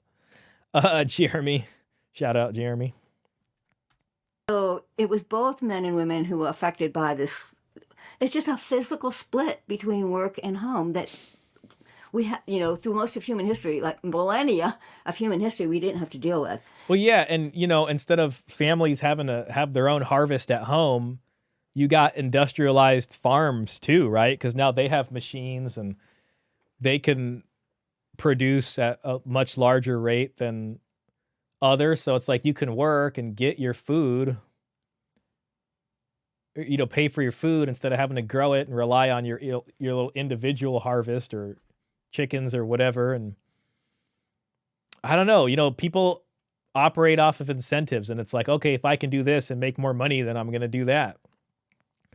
But things are changing. So that helps us. Brutman says, yes, Nancy Pearcey is right on this. Women did a lot more in the past than they do today. Child rearing plus home-based work. Yeah. So, yeah, it's just interesting to point that out because, the sort of TradCon motif nowadays is about how, oh my God, it's the hardest thing in the world and they have to do way less than ever before. To realize that this is not normative and that we should try to find a solution. Mm-hmm. Okay, we should try to find a solution. Okay, I wonder what she's going to say. I mean, because we do have about 47 minutes left on this podcast. So I wonder if she will propose some solutions. Yeah, and I would imagine part of the reason for the lack of split was because of the nature of the work before the Industrial Revolution. Like, majority of it was kind of was farming focused, and just planting crops so that you could eat next year and so that your village could eat next year. But then when a lot of that was kind of managed and taken care of, it's like, okay, well, what do we do now? Yeah, and there's other job opportunities that are there that pay more than, you can get what you're going to get on the harvest, probably plus more, and maybe even try to increase your land holding, or, maybe now you're living in an urbanized environment, right? Because you got to get to work and you're just like, well, why don't I just live closer to the factory and all these kinds of things. Our office space is way too cramped and loud. I can't focus at the task as well as at home. Yeah, I know what you mean. And you can really get some stuff done at home. That's where I'm just like, at the end of the day, management should just be looking at work output, which I think they are. And as long as it's getting done or they're having higher numbers or whatever, they might even find it's more efficient having them work at home, and more cost effective too. I think a lot of the pushback, I know Bruteman said it was corporations too, but I think a lot of it is just from other interest groups, because it's like, suddenly you have to build cities differently now. Like maybe the skyscrapers and all that stuff just isn't the efficient way to do things, right? It's almost like this Sony, voice recorder micro cassette thing that I have here. Like, I don't actually need this, like my cell phone will do it all. Like, this is a voice recorder plus camera plus all these things. Skyscrapers might look cool and might even be charming in their own way. Kind of like this Sony M-650V Clear Voice Plus micro cassette recorder, which has a condenser microphone right here and also a 3.5 millimeter jack here input, so I could put a lavalier mic into it and speak into it. But, this is obsolete now. This is obsolete. So, yeah, right? I mean, making skyscrapers and doing things that way, and it's like commercial real estate. Well, you guys need to sell or build something else or figure out some different way to make money, because we can't go backwards now. Also, I have a way better internet connection and better equipment. Yeah, same here. I got some blazing internet. I'm paying for it, but it's, they could just sell the real estate or repurpose. Yeah, that's exactly what I was talking about. That's the part that's the elephant in the room that I think they don't want to confront. But the fact is technology has changed things so much that they literally, like, I don't know, man. Like, where are the architects at? We need the architects. Calling all architects. Get in here. We have an emergency. We need you guys to redesign the world in a way that now accommodates, our new technology and it's more efficient. You know what I mean? So just trying to get everybody back in there to just pretend to be office workers or whatever just isn't gonna, I don't know. It just doesn't feel like the play, especially if it's unnecessary. Now we've got to invent something called marketing. And so people are kind of wondering, like, hey, what is the right the solution here, post-industrial revolution? Okay, beautiful. What is the solution? To glorify God with how you work hard and do great things for the kingdom, but also how you do the most important thing, kind of, which is take care of your family and raise them up in the nurture and admonition of the Lord. Yes, well, the good thing about today is that knowledge workers, people who work with ideas and words and so on, consultants and writers and IT professionals, a lot of them have come home or work part-time from home. Right. And some of my friends have said, oh, yeah, well, you're just talking about the white-collar workers. What about the rest? Well, I do have a friend who owns a auto shop, and, he doesn't bring cars home. But what he can do is he can... There you go. Okay. So now we have someone who has a job where it has to be done outside of the home. Unless you had a big enough home. There's actually a guy that doesn't live too far from me, and he has a whole freaking mechanic thing in his, like, extendo garage that he made in his house. So you can do it from home, but maybe not at the right scale, maybe. Bring his bookkeeping home. And that's what he does. So he leaves there. Instead of staying at the, in the office, he brings his bookkeeping materials home, sits at the kitchen table while his kids are sitting around him doing their homework. I don't know. Yeah, this sounds, it's a very optimistic look at this. It's like, so this guy's doing 4 hours a day of bookkeeping. I mean, it seems almost better to have an employee who does the bookkeeping and then you get to work on more cars for a lot more of the day or something like that in order to process actually more sales for the company to make more money. That's the thing. It's like all these efficiencies that are there. She seems to be like, okay, well, because you have this now you can be at home with the kids and do all this stuff more. But it's like, well, no, I can actually use that time to make more money. You know what I mean? Which would then give the kids maybe a better shot, assuming we have more money to invest into their futures, Repurposing is a hell of an expensive in Germany because of the regulations. Most of the time, rebuilding is cheaper. Insane. Gosh, yeah, I guess I could see that. Whatever they got to do, but going into the office is for the birds. So that he's there to interact with them, answer their questions, while they're doing homework. So even something blue collar like that, can be adjusted to some extent. If we have the ability, if we have the willingness, the motivation to do it. I think there's a lot of things that can be tweaked that we're just not using yet. Because I'll tell you what. Our industrial society, the workplace was set up for essentially a single man. In other words, a man who could leave his family obligations behind because his, right. or either you single, or who could leave all of his family obligations behind because they had a home-based wife taking care of all that. Right.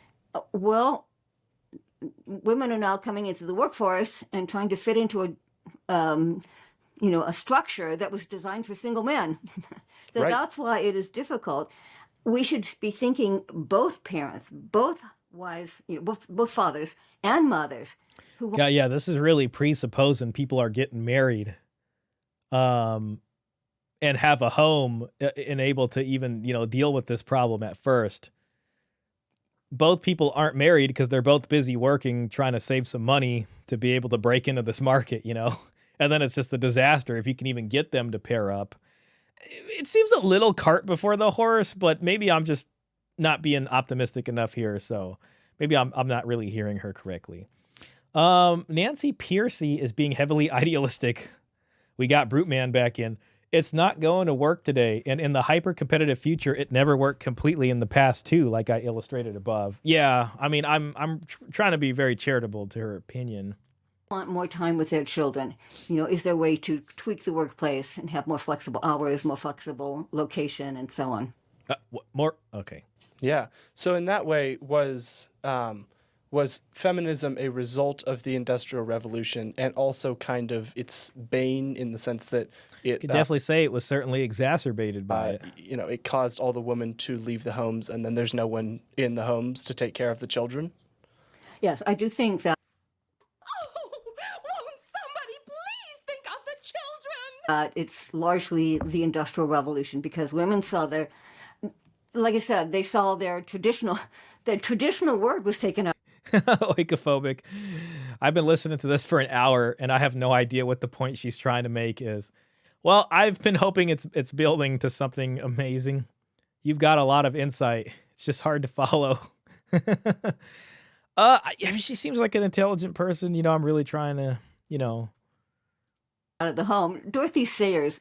I mean, the title of this is How Men Lost Their Families and Their Identities.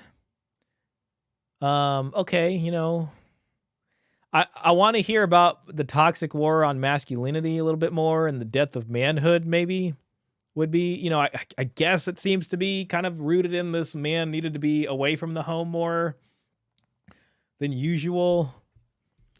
There's proof it won't work. At the pandemic, it showed pretty well which jobs can be done from home and which couldn't. It's just not true for a lot of professions. Yeah, I mean, exactly. Yeah, how are you going to be a plumber from home? I guess I can FaceTime you and say, hey, all right, buy these tools. But I mean, at that point, just one guy on, I don't know. You know what I mean? Like, guy's probably going to have to go over there and fix all this stuff. Here, let me tell you how to do your electrical panel work over FaceTime. Yeah. I'm sure you know her. She argues that we're not traditional enough. Hold on.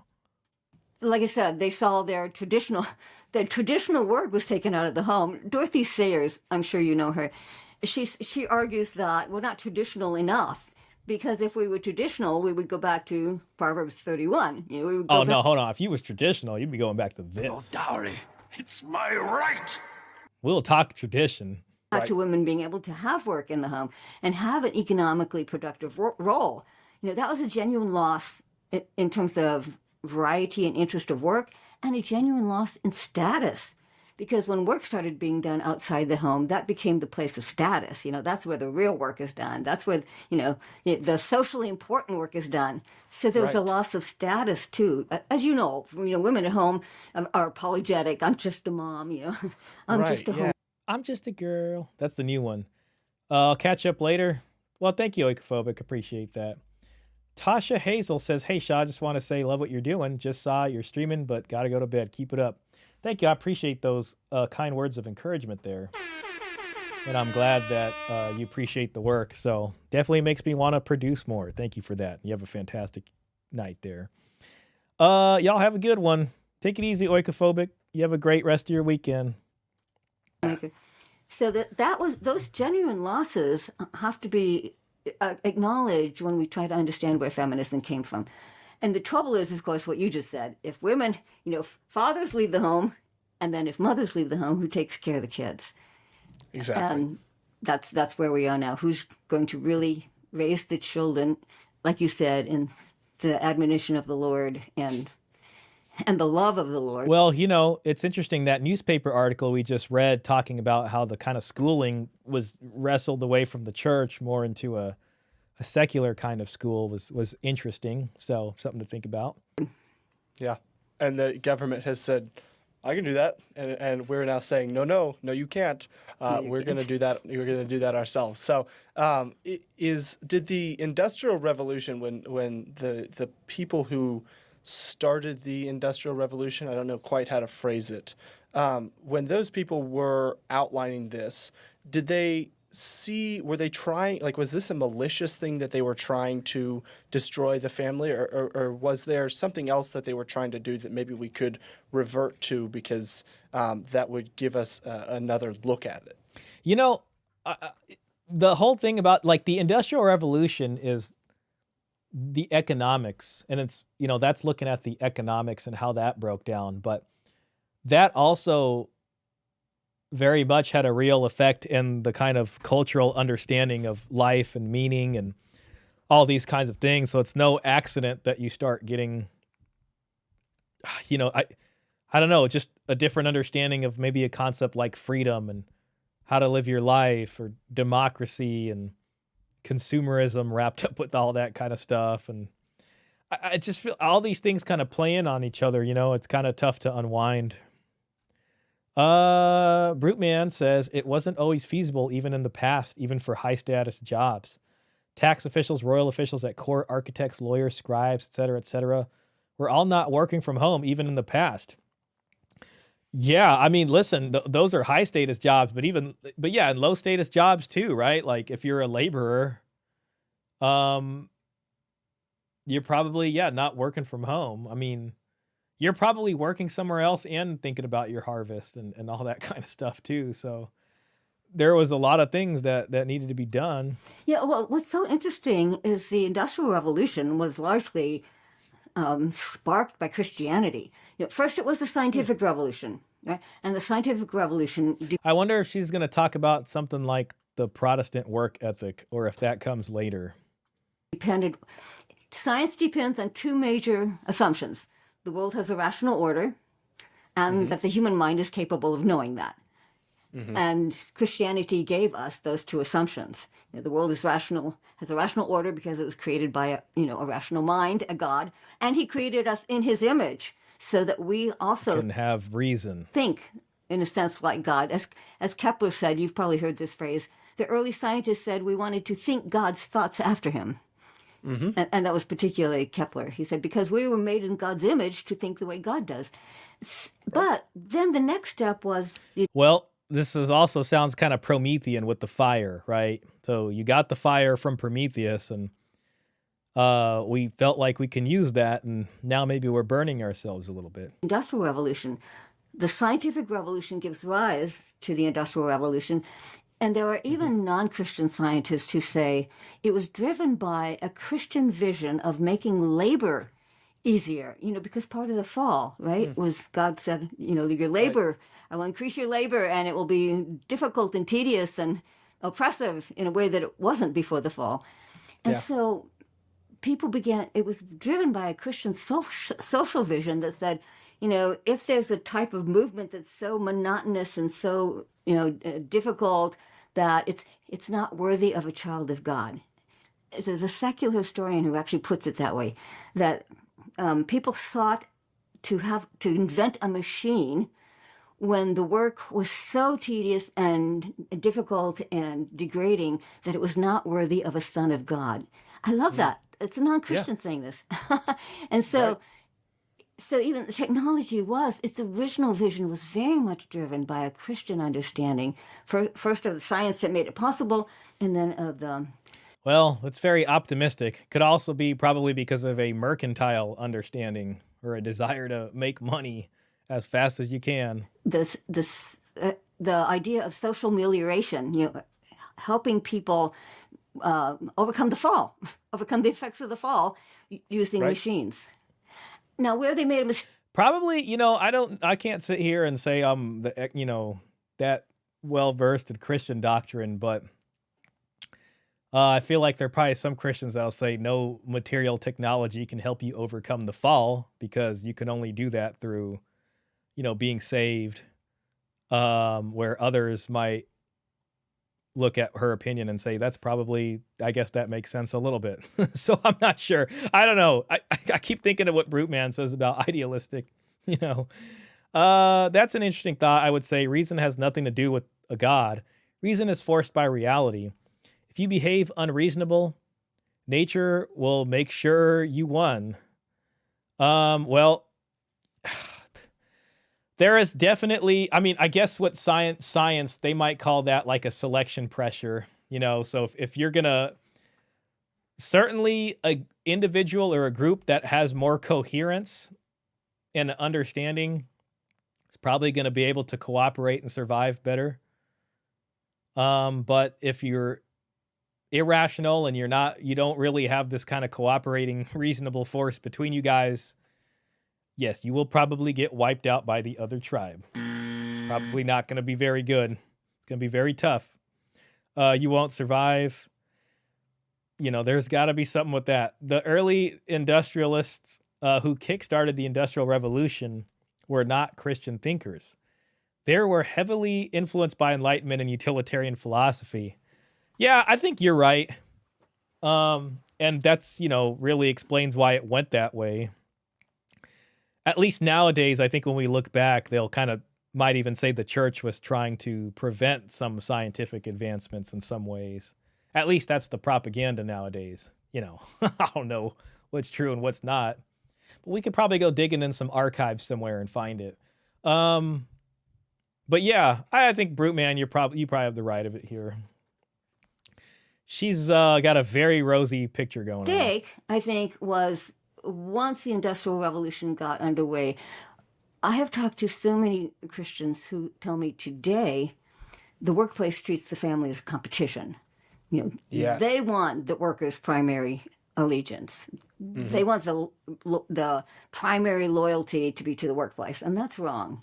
The workplace should not have that expectation.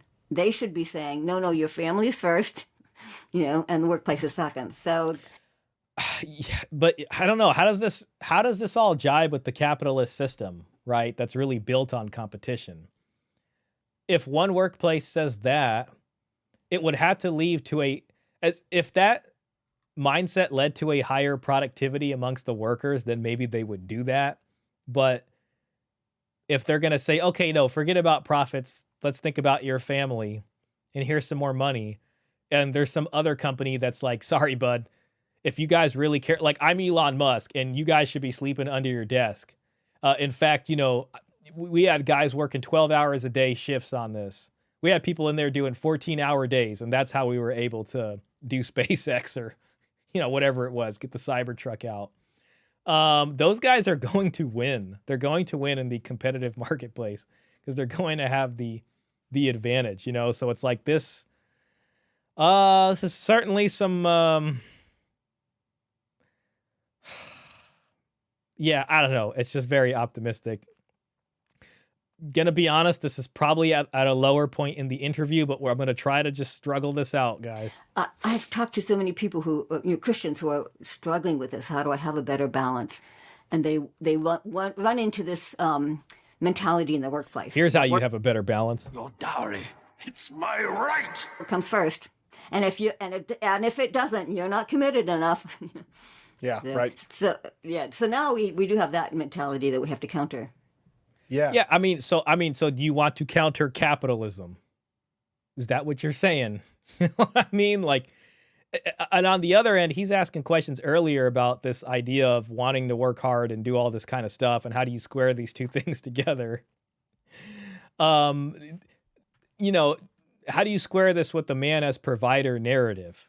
Right? If the man's primary focus is to be that, then he's going to be trying to do everything he can, which is going to contribute to this sort of competitive nature of the society. And thereby he gets rewarded for it. And then, the wife and kids are supposed to be happy because, dad's bringing home more. How did we get from the point where, we're trying to not have humans do work that degrades the son of the image of God, to where we are now? I don't know, though. Does certain work degrade the image of God, or does, your faith in God make you do harder, menial work and say, you know what, there is some kind of meaning in this repetitive work I'm doing?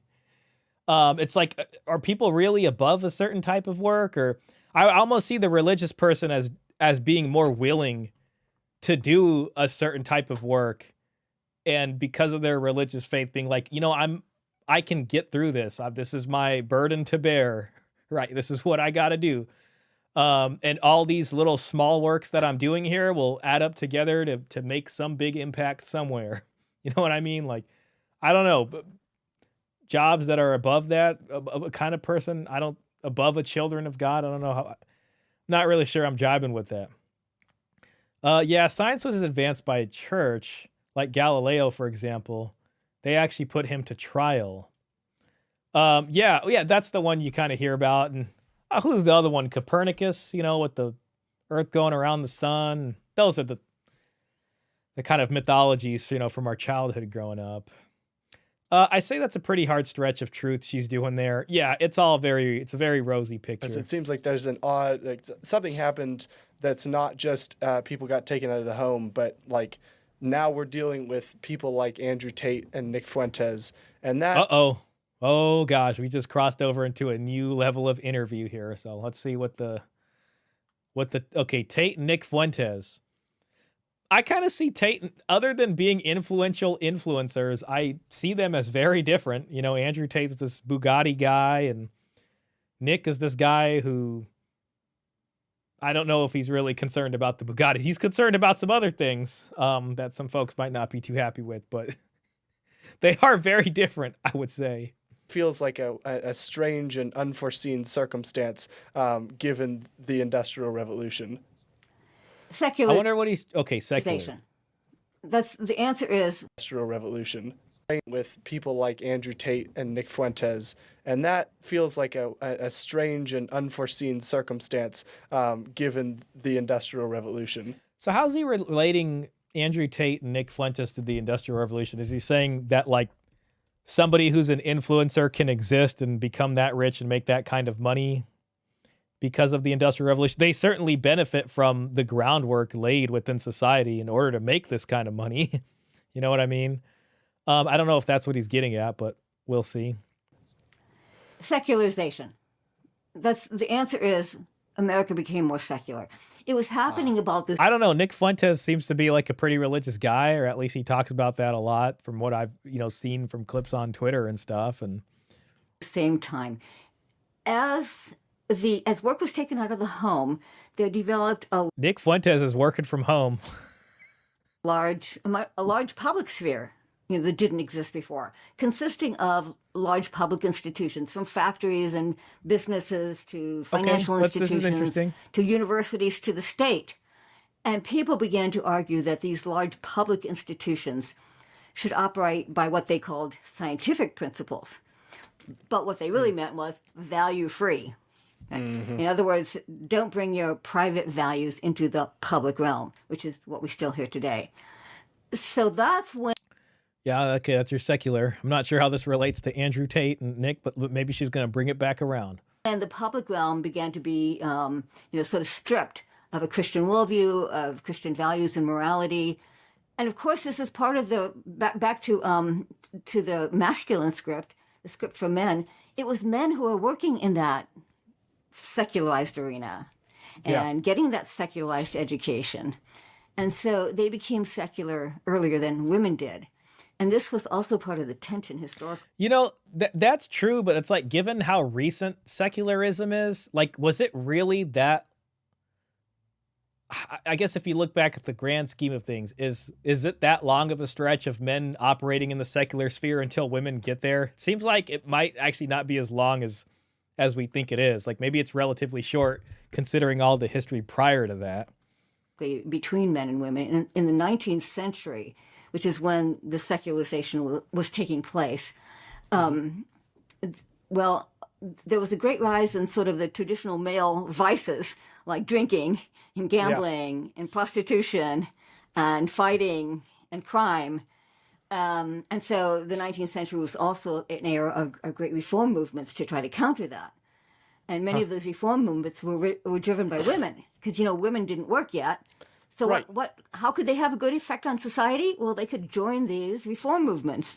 Yeah. And it developed quite a tension between men and women because in a sense, women were trying to say, we want to re-Christianize the public sphere.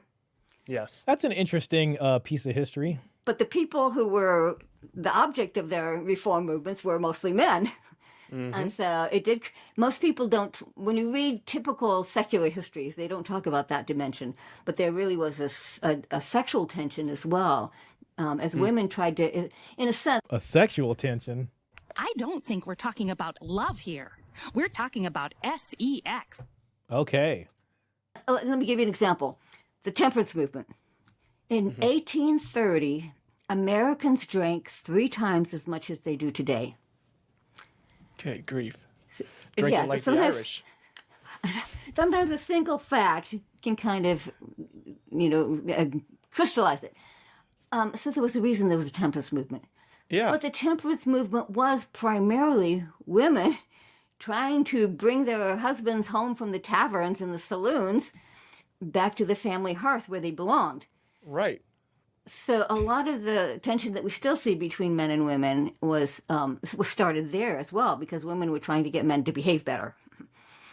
Yeah. I'm using the exact words from one historian of the time. She said, most of the reform movements were trying to get men to behave. I don't blame him. What this conversation kind of makes me think about how, like,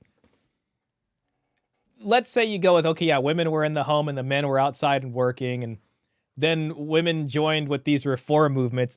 It's interesting because, like, a lot of things like child support and these kinds of, I don't know, just like these kinds of programs that we have in society, when you look at who's doing a lot of that work, a lot of women work in that kind of stuff, to be honest. You know what I mean? And it's like, yeah, men do these hard jobs or whatever, but women are over here kind of creating and influencing these programs that have a very real effect on the family life and the home. Like, they are a big role to play in legislating all this stuff. You know what I mean? They're over there in front of Congress talking to them about, these kinds of things at the budget hearings and stuff. Quite literally. Like, I mean, they work there. They have these positions at the state. So they really manage all this in a way, and they have a lot of power there, even if it's not a labor-intensive job, I guess you can say. I don't know. It all kind of seems to grow out of this kind of temperance movement type stuff. Fun history there. Your sound effects are hilarious. Thank you, man. I appreciate that. Shout out to you.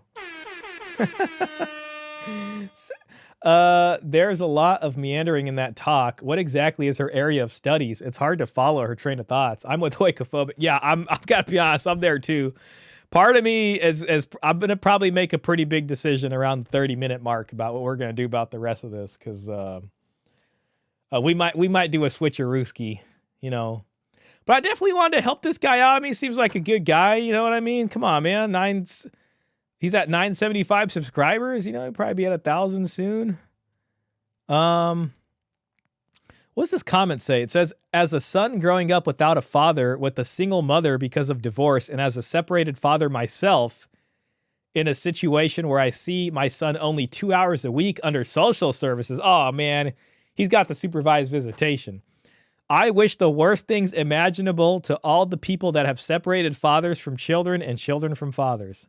He's going, yeah, he's dealing with it. You get 2 hours a week, lucky guy. I don't get to see or talk to mine, and the courts don't care. Oh my God, man, these two comments, man. That's a really unfortunate, man. It's really unfortunate for them. They're really going through it.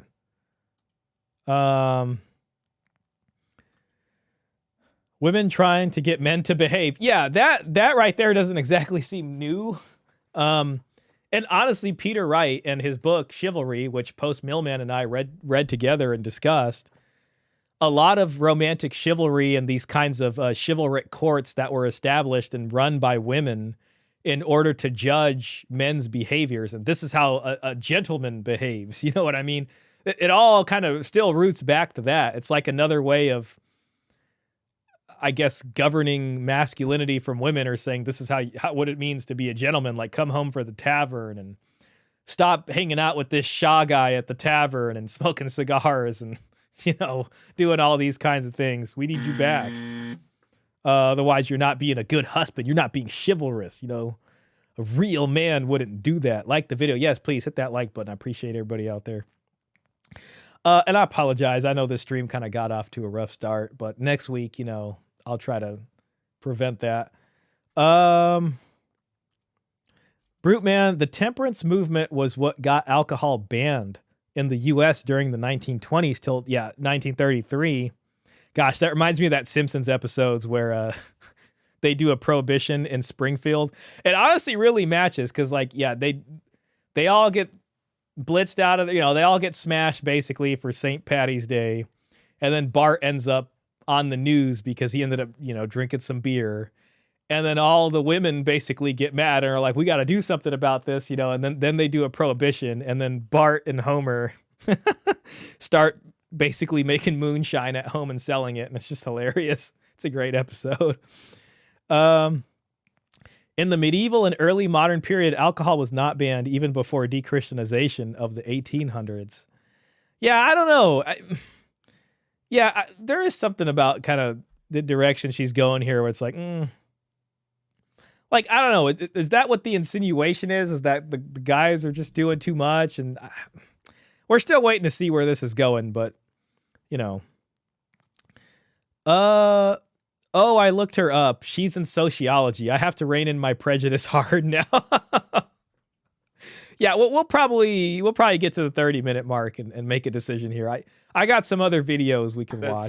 And feel free to share anything in the Discord, guys, if you really want me to look at it. A bit of a rough situation. And I would imagine that that's part of the reason that, obviously feminism came from that. But then the feminist hatred of the hatred of men as like a inferior species almost. Okay. So now the conversation's maybe starting to change. We'll see what Nancy's got to say about that. Like there's a strange and unusual account on Twitter that every day just posts a picture from this woman's music video, and the caption is just "Hey men, and they're just pigs," and that feels like a downstream effect from that is.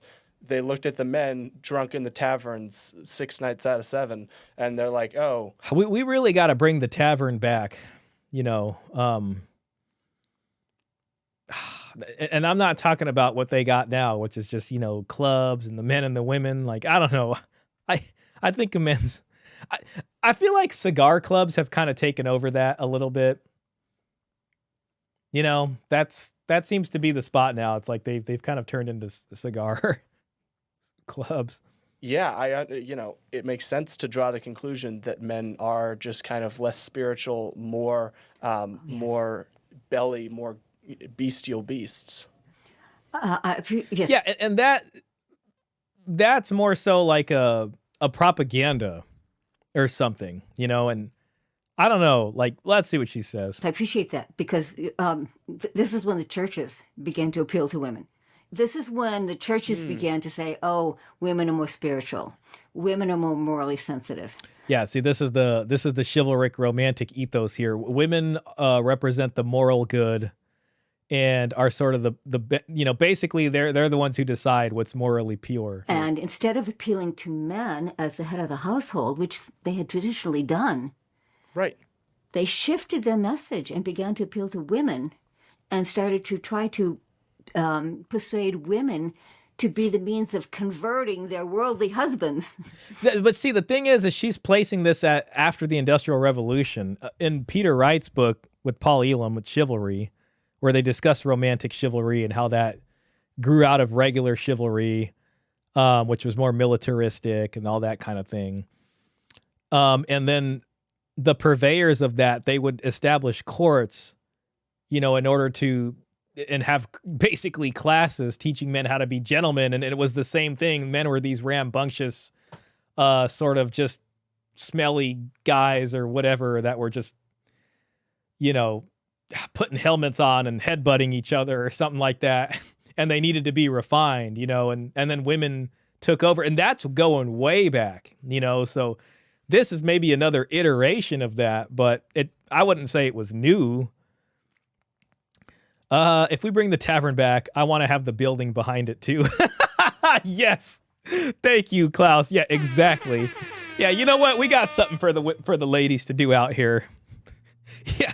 You can't have a tavern unless you have the building that was traditionally behind it that started with the B.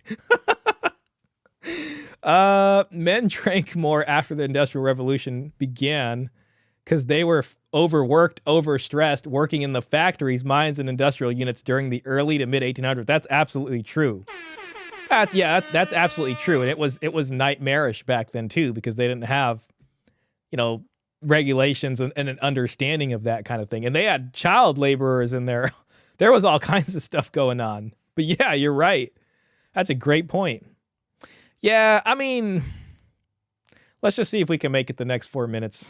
And I think that was a terrible mistake. And I think, well, when I talk to Christian men today, they say, oh, yeah, that's still the message in the church. You know, that like you just said, men are more naturally prone to sin and vice. You know, that women are more naturally moral. The double standard there, which I think is terribly destructive. So I'll give you one example. I had a graduate student who was the head of the women's ministry at a very large megachurch here in Houston. And she said during the planning sessions for the year, on Mother's Day, they would hand out roses and tell the women they're wonderful. And on Father's Day, they would scold the men and tell them to do better. And so when I was writing my book, I was very careful not to have a scolding tone. I thought, this is not the way to do it. The way to do it is to encourage men who are doing well. And by the way, that's a big part of the book we haven't touched on yet. But I do talk about some sociological studies that show that Christian men, you know, men who are evangelical Christians and sincere about it, attending church regularly, do test out in studies as being the most loving and engaged husbands and fathers. Yeah. So this is the message the church should be sending. It should be affirming and encouraging men that they are doing well. When they follow God's design, they do have better marriages and happier families. Yeah, I mean, this is getting... It's sounding pretty tradcon at this point, which I shouldn't be surprised about, you know, but that, you know, that's cool. I mean, you know, I don't know. I'm just saying, I'm really just trying to sift through this and see what we can take. You know what I mean? Men drink more. Oh, sorry. Shaw's Tavern and Brothel Incorporated. Yeah. Oh my gosh. Shaw's Tavern. Oh, by the way, there's a brothel back there. The early industrialists used to make their workers slog like crazy in their unsafe factories. Yeah, I wish I could remember that book. I don't think it was called The Jungle. There was a book that was about the meatpacking factories and about how bad they were. Dang it. And it kind of, you know, exposed some of this. What book was about the horrible... I can't remember this. This is terrible. It was a pretty famous book. Horrible conditions in the meatpacking factories. Come on. It was The Jungle. 1906 by Upton Sinclair is the famous novel that exposed the horrific, unsanitary conditions of Chicago's meatpacking industry. It described tainted meat, filth, dangerous working conditions leading directly to the 1906 Meat Inspection Act and the Pure Food and Drug Act. Yeah, so prior to all that, it would have been just hell on earth, you know, so. Okay. Yeah, but in the end, she wants, dang it, hold on, I gotta see if I can. She wants the same. The old man have to step up. Yeah, MGTOW for the world. Yeah, I don't think we've really got anywhere in terms of solutions on this. Yeah. Why has the church abandoned that? Okay, that's a good question from him. I have a feeling her definition of masculinity is getting the men back to providing. It does kind of seem that way. It's like, okay, well, yeah, you guys are at work too much, but you, aside from that, you also need to figure out how to be at home more so you can provide these other things. It is seeming a little like that, Klaus. Well, yes, I think it was during that period when... I hope she has a good, comprehensive answer for this. Okay, so why did the church fall into this, you know? Let's see what she has to say. A lot of this is I think the rise of the romantic ethos and this idea as, you know, love as a kind of quasi-spirituality, you know, where it's almost incorporated into religion itself, you can say, as this kind of spiritual goal, you know what I mean, and the marriage and the love between a man and the woman and all this kind of stuff. But let's see. You know, men were becoming secular. I mean, even, again, secular historians... Okay, that's fine. If they're becoming secular, why are the churches going this way? Okay, so let's hear about that. About this. I have a quote from a secular historian who said, it was men who were attending the secularized universities.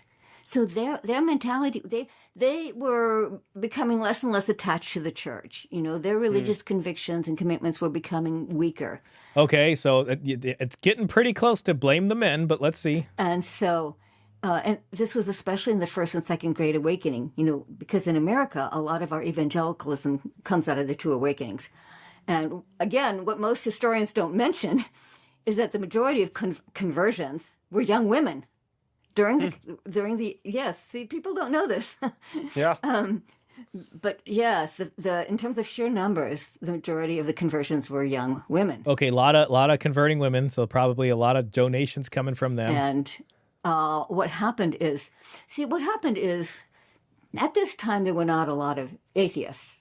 And so the appeal was not sort of intellectual and apologetics, you know, giving intellectual arguments for Christianity. Most people were Christian, at least in background, but their problem was that they were lukewarm, they were indifferent, you know, they were complacent, they didn't care much. Yeah. And so the message of the first and second Great Awakenings tended to focus on arousing people emotionally, you know, revving up their devotional motivation to, you know, it was. I don't know, like, I guess it's one thing, like, yeah, okay, it's mostly women coming in, but this seems to go against the idea of men being leading. So it's like, I still think there needs to be a better explanation of how women ended up getting so much influence in there. So it's like, at a certain point, you have to say something like, well, they wanted to appeal to them and they wanted to keep them there. I mean, maybe you could say like, well, you know, when power kind of got taken away from the church, they had to operate in a different way that maybe made them more prone to do something like that. Might be one answer. I don't know. I mean, it's an interesting history. So far, I don't think she's given a succinct enough answer. That's an interesting factoid, though, about mostly women converting. A real man as defined by women. Women need to bring the dowry for men to start providing for them. That was the monogamous deal. That was the monogamous deal. And we saw in that newspaper article that the ability to, you know, earn a living was the equivalent of the dowry. So something needs to happen. You can't, like, the way we have this put together is so grounded in history that it, you know, people have to deal with this. Like, this is the case. And there's newspaper articles and other, you know, things here that are literally discussing the changeover and saying, okay, fine, you know, like if we give this up, then this is what's going to take its place, you know. Guys, remember, it's never enough. Yeah, that's honestly, yes, Klaus, thank you for that. Very important. Hey, Michael Sayin, good to see you, man. If you notice, this professor is just pointing out facts, but not offering any solutions and trying to remain neutral. Yeah, there certainly is a lot of that. You can tell she is not suggesting any solutions. Yeah, there's a whole lot of there's like a lot of long-windedness here, and she hasn't really got to it, but we're gonna give her a little bit more. Yeah. It was very much geared towards almost redefining conversion as an intense, emotional conversion experience. Okay, yeah, but she's saying, yes, this is what happened, but why did they agree to let this happen? How could the leadership there have been like, okay, we're going to do this? You know what I mean? Experiential. Yeah. And so so the good part of the awakenings is it's the main reason America remains the most religious of the industrial nations. The bad part, the sort of negative baggage, was it tended to redefine Christianity. Well, the good news is that they're still the most religious. The bad news is that religion's completely different now and been redefined, so it doesn't really count. In terms of emotional experience, and to downplay theology and doctrine and the whole cognitive side of belief. And so that's an interesting thing right there, but I guess what she's tacitly admitting is that there was more women going into the church and they were able to really influence it that way. This professor thinks men are getting a bad deal, but still believing women are the victims. Yeah, Michael, I think you've put it succinctly there. I think you have. So that was another reason. If you redefine Christianity as emotion. And I mean, you know, the book titled The Toxic War on Masculinity, it's almost like, okay, yeah, I mean, masculinity is good, and if we would just stop being toxic to it, then the men would provide more masculinity and just work harder and do all that stuff. We're just not letting them work hard enough. Stereotypically, it's women who are more emotional. Yep. Then it seems natural that women are more spiritual. And that's the message preachers began to give at that time. Yeah, okay, yeah. So they were preaching that from the pulpit. I do think there needs to be a little bit of deeper answer here in terms of, well, what made it say, okay, this is the right thing to do. It's okay to do that. I think the answer is the rise of romantic chivalry really changed the culture. And this isn't just me. This is from what I've read. And it became so popular in the culture with both men and women about this idea of romance and chivalry and these new discussions of masculinity that it also affected church understanding and church teachings. And it bled into this idea of spirituality at the same time, to where suddenly there's these more sublime understandings of spiritual life than there was before. And romance was kind of grafted onto that. So that romantic ethic, which raises women up to here and usually has men down here, found its way into the churches as well, with women suddenly being, as she's describing, seen as more spiritual since they're more emotional and becoming the arbiters for moral purity and the judge, setting the standard for that in some ways. Yeah, Skittles, pastors, bishops, and cross-dressing clergy would have the women converting from the great awakenings rolling in their graves.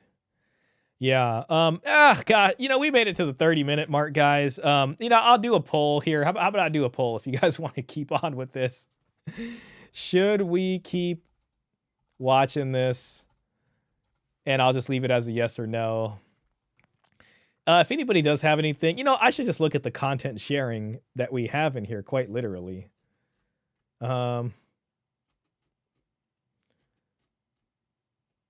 Okay, yeah, we got in its complicated channel video. Dang it, I feel kind of bad, though, because I like to make that the star of the show instead of just reacting to it after. Weaponized empathy. That was shared by Oikophobic Byzanthrop. She's not here.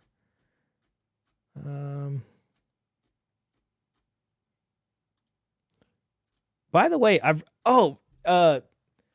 Mr. Pitt, I got to add that sound effect. Let me download it now just so I have it. But I'm sorry, I didn't add that to the soundboard. Okay. Oh, crap. Where's my poll? 75% say no. Okay. Yeah, I think we're going to have to make a call. We're going to have to call out on that. I really appreciated Mel Space's discussions with Dr. Baskerville and Paul Elam. That got me through my work week. I also watched his discussion with Raymond Thoughts and Mind. Guys, I appreciate everybody putting up with watching this video here. I mean, we're giving her a chance. We're giving her a chance. I thought maybe it would be something different. For what it's worth, I think this young man here is really, if you guys want to support him, so I subscribe just to try to get this guy to 1,000. Seems like a pretty good dude, So yeah, I wanted to give a newer channel a chance, man. 75% do say no, though. So yeah, we will be leaving this channel.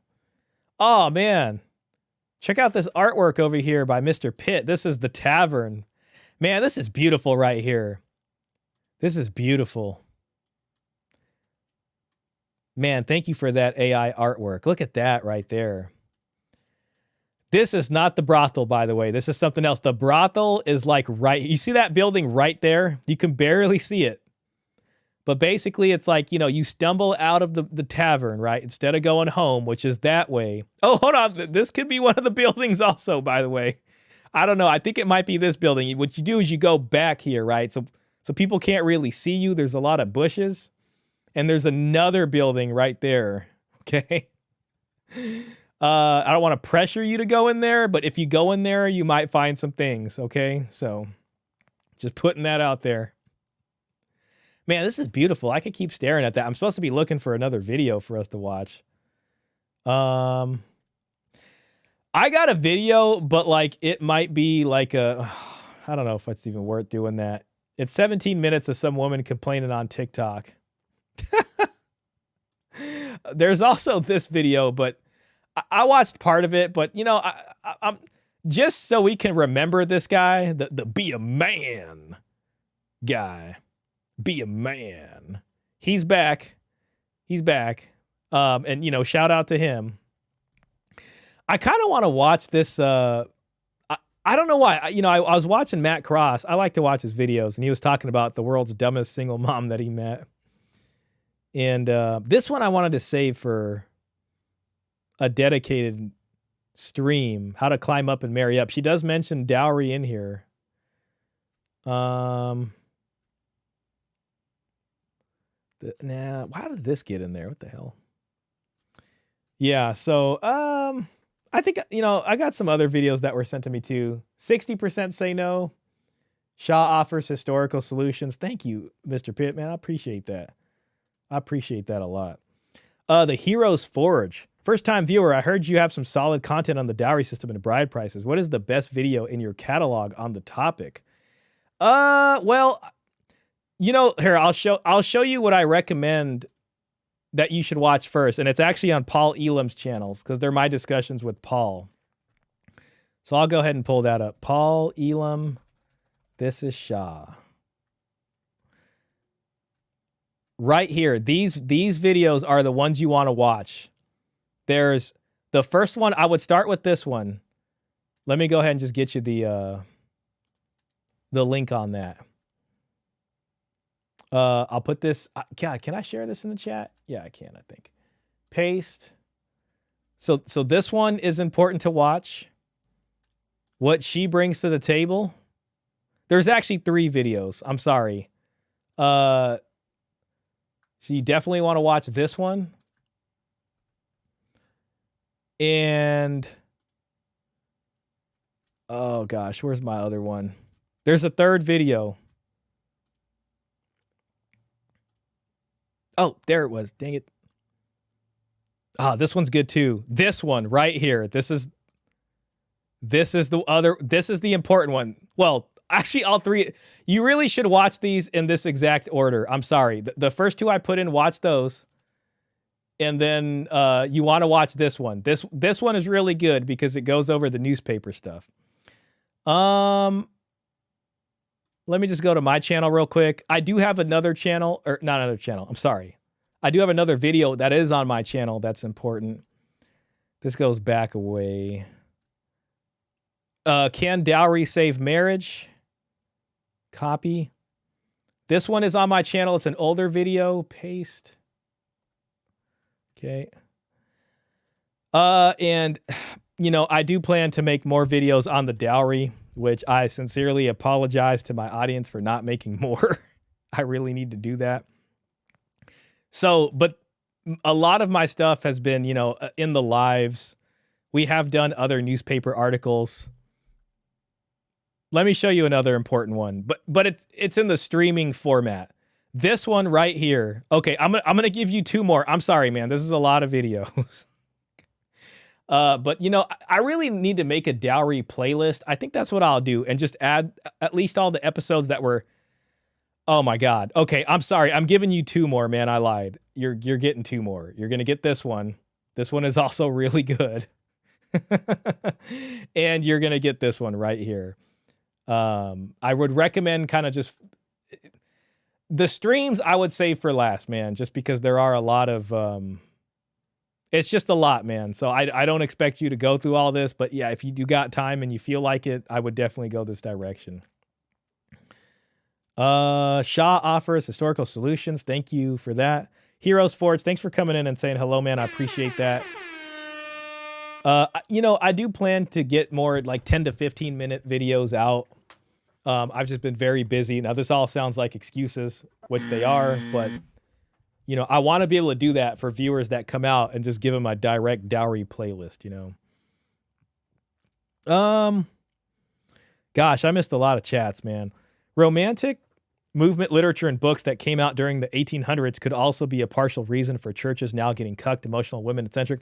Well, yeah, it was also before that, though, because, the printing press comes out, and aside from, like, polyglot Bibles, the second most famous work is tales of chivalry from knights. You know what I mean? And courtly love, basically.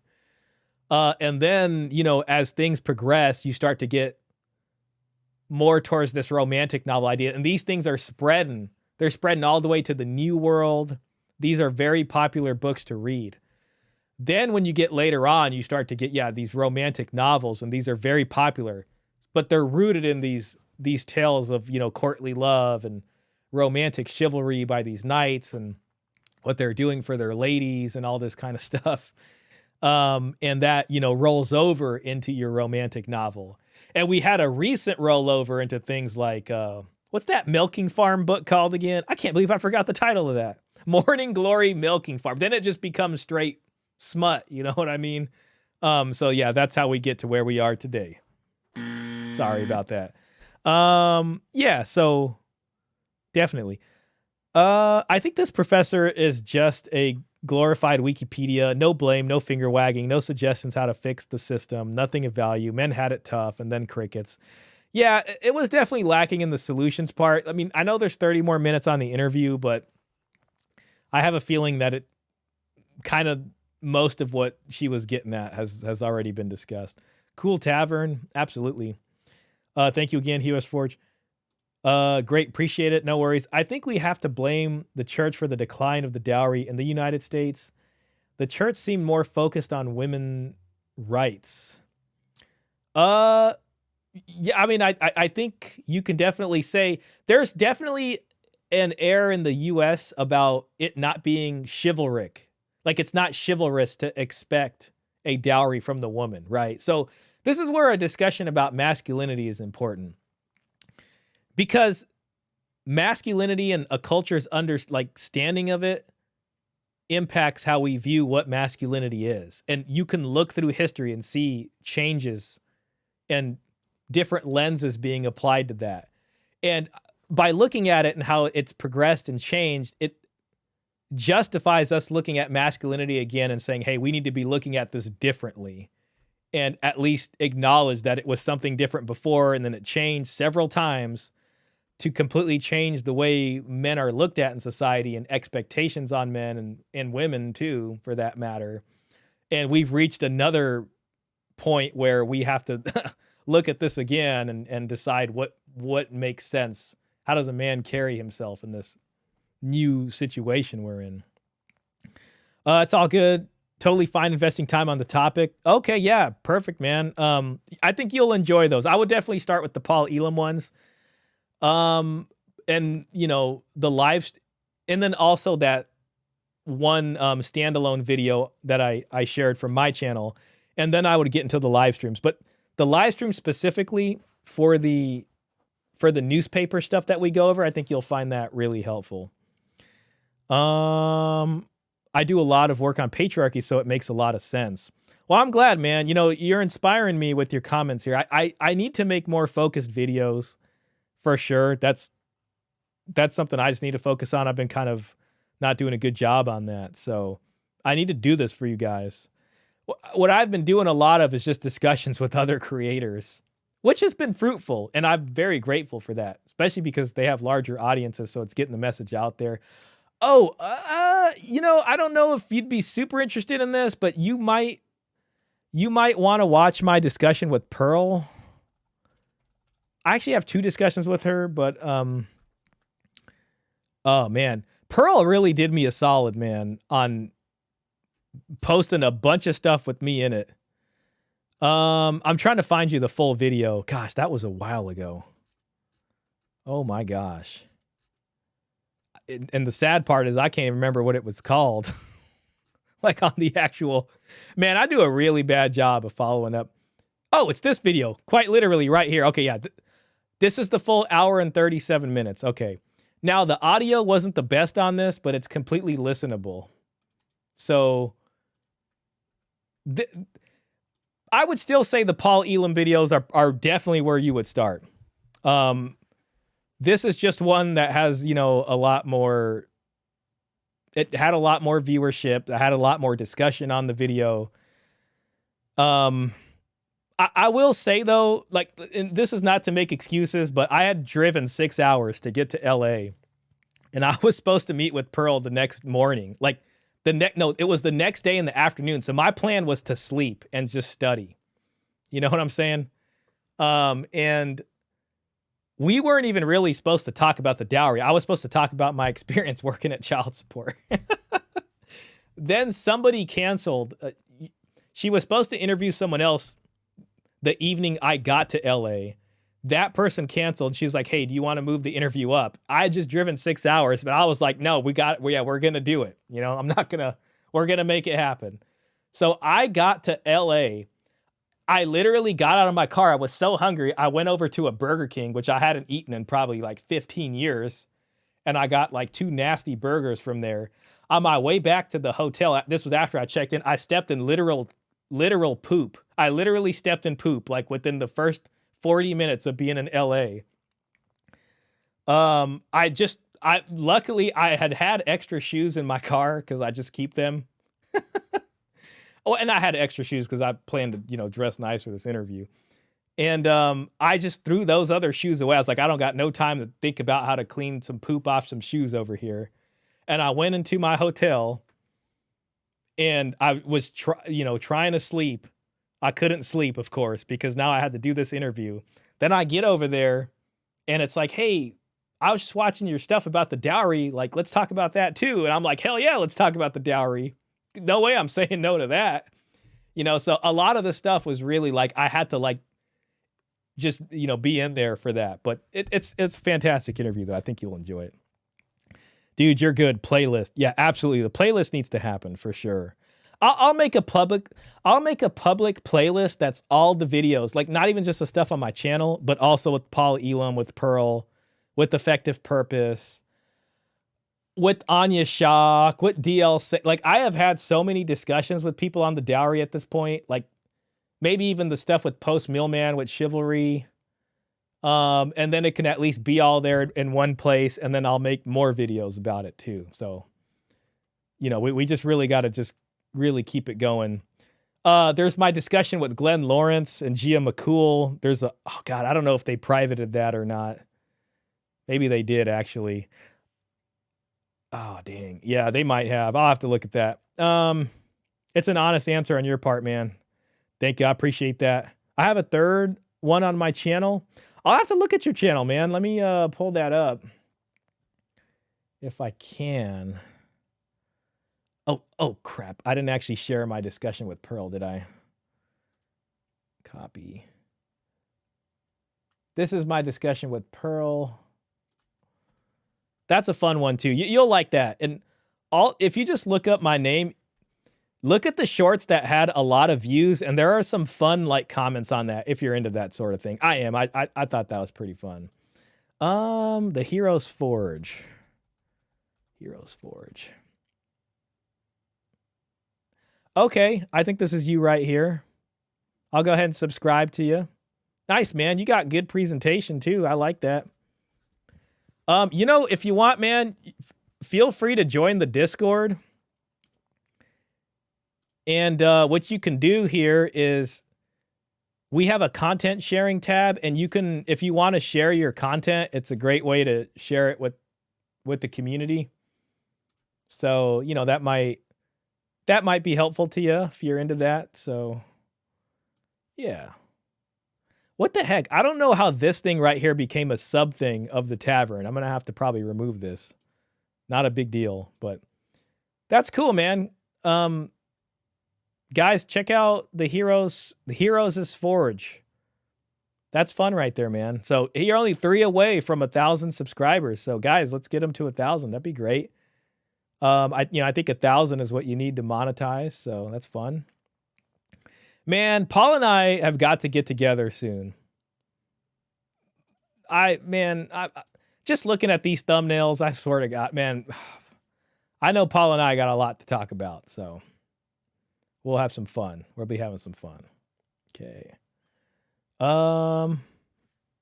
Gosh.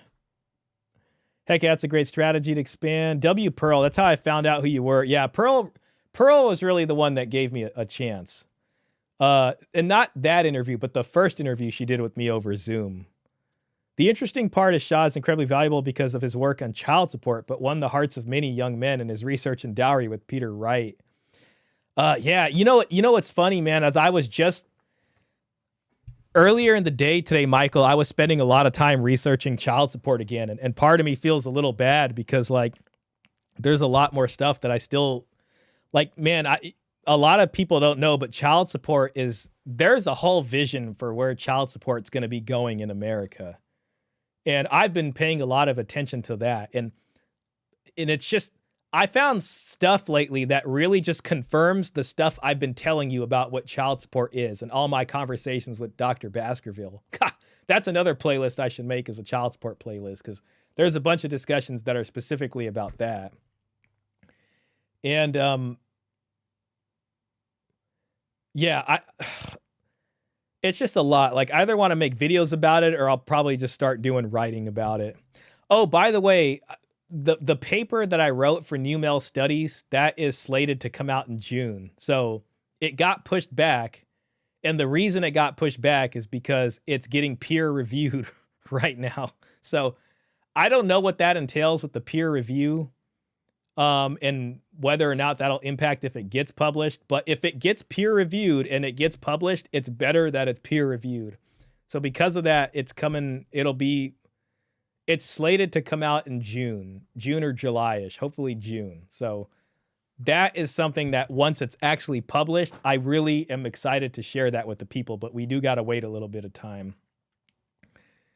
The new man that is making waves is Dr. David Edgington on White Knights, referring to pastors taking the side of women. New book.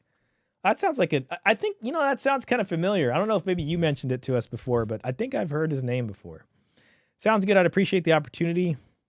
Awesome, man. Oh, thank you, Mr. Pitt, for putting that in there. I have an interview with Dr. Edgington that aired Thursday. Okay, nice. Yeah, it looks like you got yourself a new subscriber by the name of Michael Sayin there. It sounds like a huge goldmine of content for you, Shaw. Absolutely. Peer-reviewed by women. If it's peer-reviewed by women, bro, we could just go ahead and just forget about it being published at this point. I'll have to just self-publish it at that point. So, yeah, sorry, guys. Peer-reviewed, so it's not toxically... Yeah, exact. If that happens, bro, you can just forget it. They'll probably just wipe the word dowry out of that paper, and that's it. We'll just be done. I really hope not.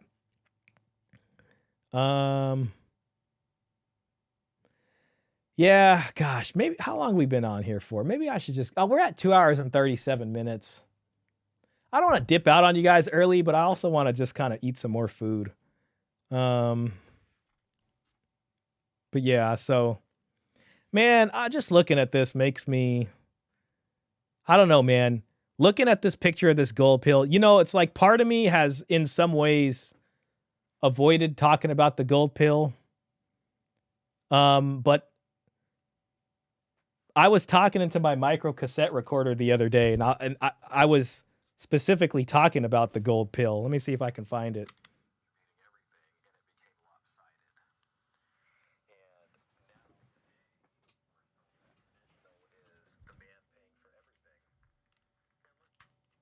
Maybe I can get this up here for y'all. Household set up, and then the man continues to provide and keep things going. How do y'all like this? But when it comes to establishing a household, both yeah, and that's sweet. Invest into that, especially the woman, because they haven't been doing. I was recording this, and my plan was to during lunch when I'm, I get my lunch break.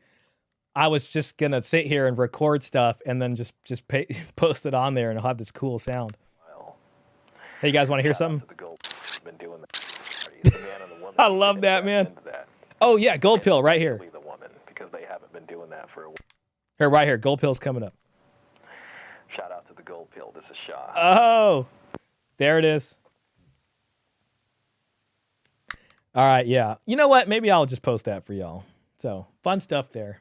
Man, the setup I got going on right now with this is crazy. Like, I got this literally, I'm digitizing this I'm digitizing cassette tape for you guys in real time. Cited. The woman's I'll stop doing that to you, man. I'm sorry about that.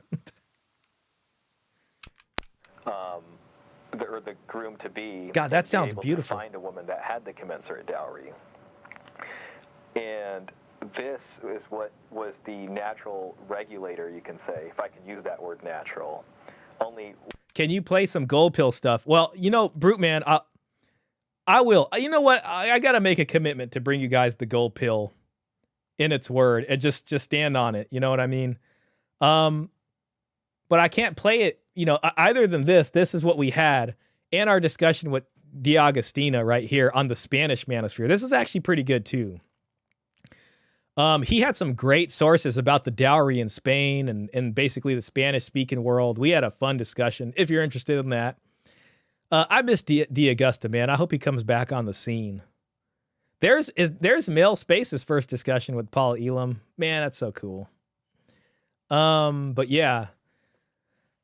But yes, I will bring you more Gold Pill. The Gold Pill discussions are coming. Don't worry, man. They're coming. They're on their way. And it's going to be us doing it, you know, so that's something to look forward to. There's a lot to look forward to. I just pray and hope that I'm disciplined enough to bring it into reality for you guys. So I got to work a lot harder, and I'm good with that. You know, I don't mind that.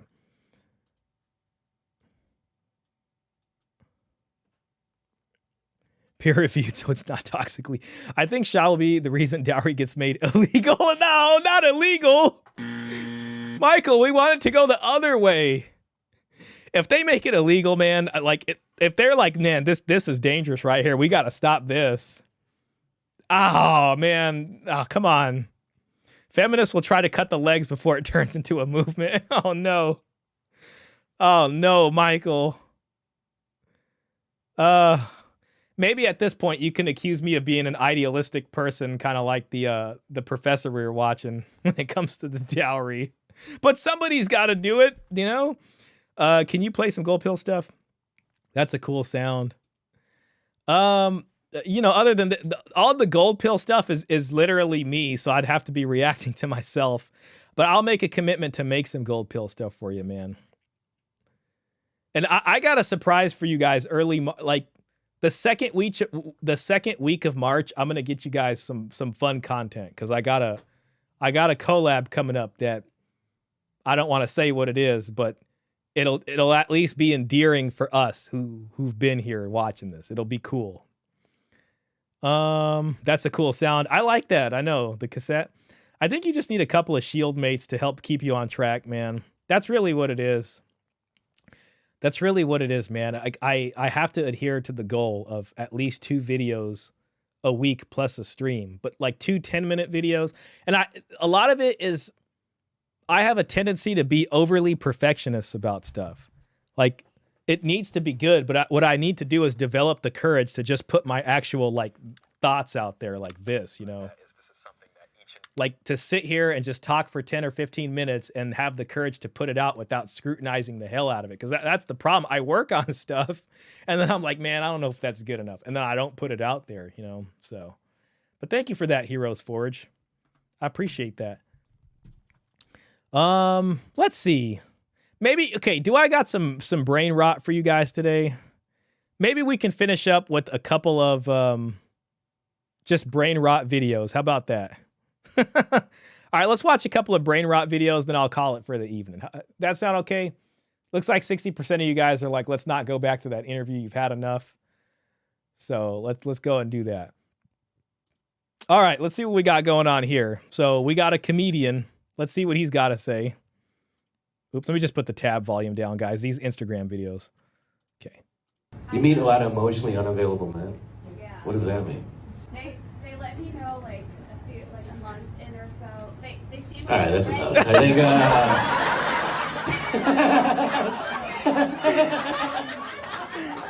Yeah, I'm emotionally unavailable too now, I guess. You meet a lot of emotionally unavailable men. Yeah. What does that mean? They let me know like a month in or so. They seem. All right, that's enough. I think.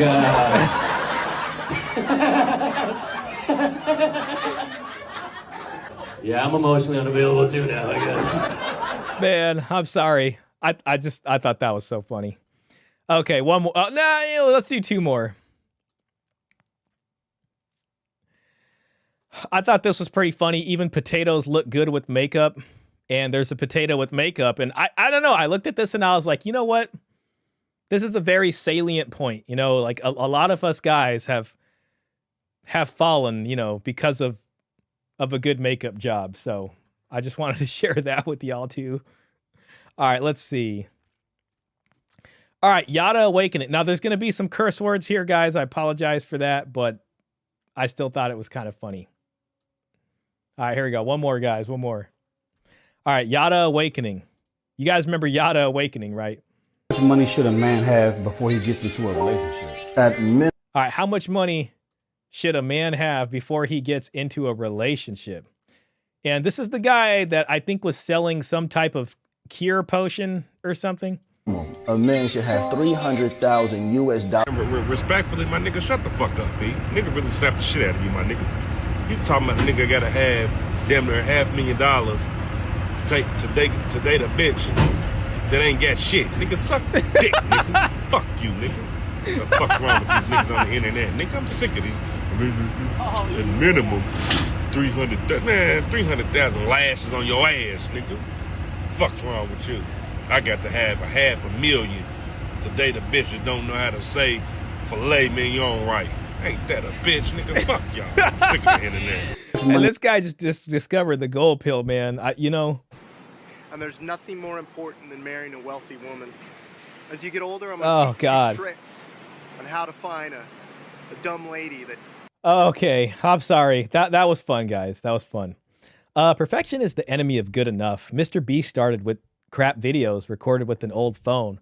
I know, and that's the thing too, you know, and it's getting out of the mind and doing it. You'd be surprised, even someone who's been content creating, like I've been making videos for a consistent enough amount of time, but it's like that kind of stuff will prevent me from going into the overdrive that we need to make happen, you know.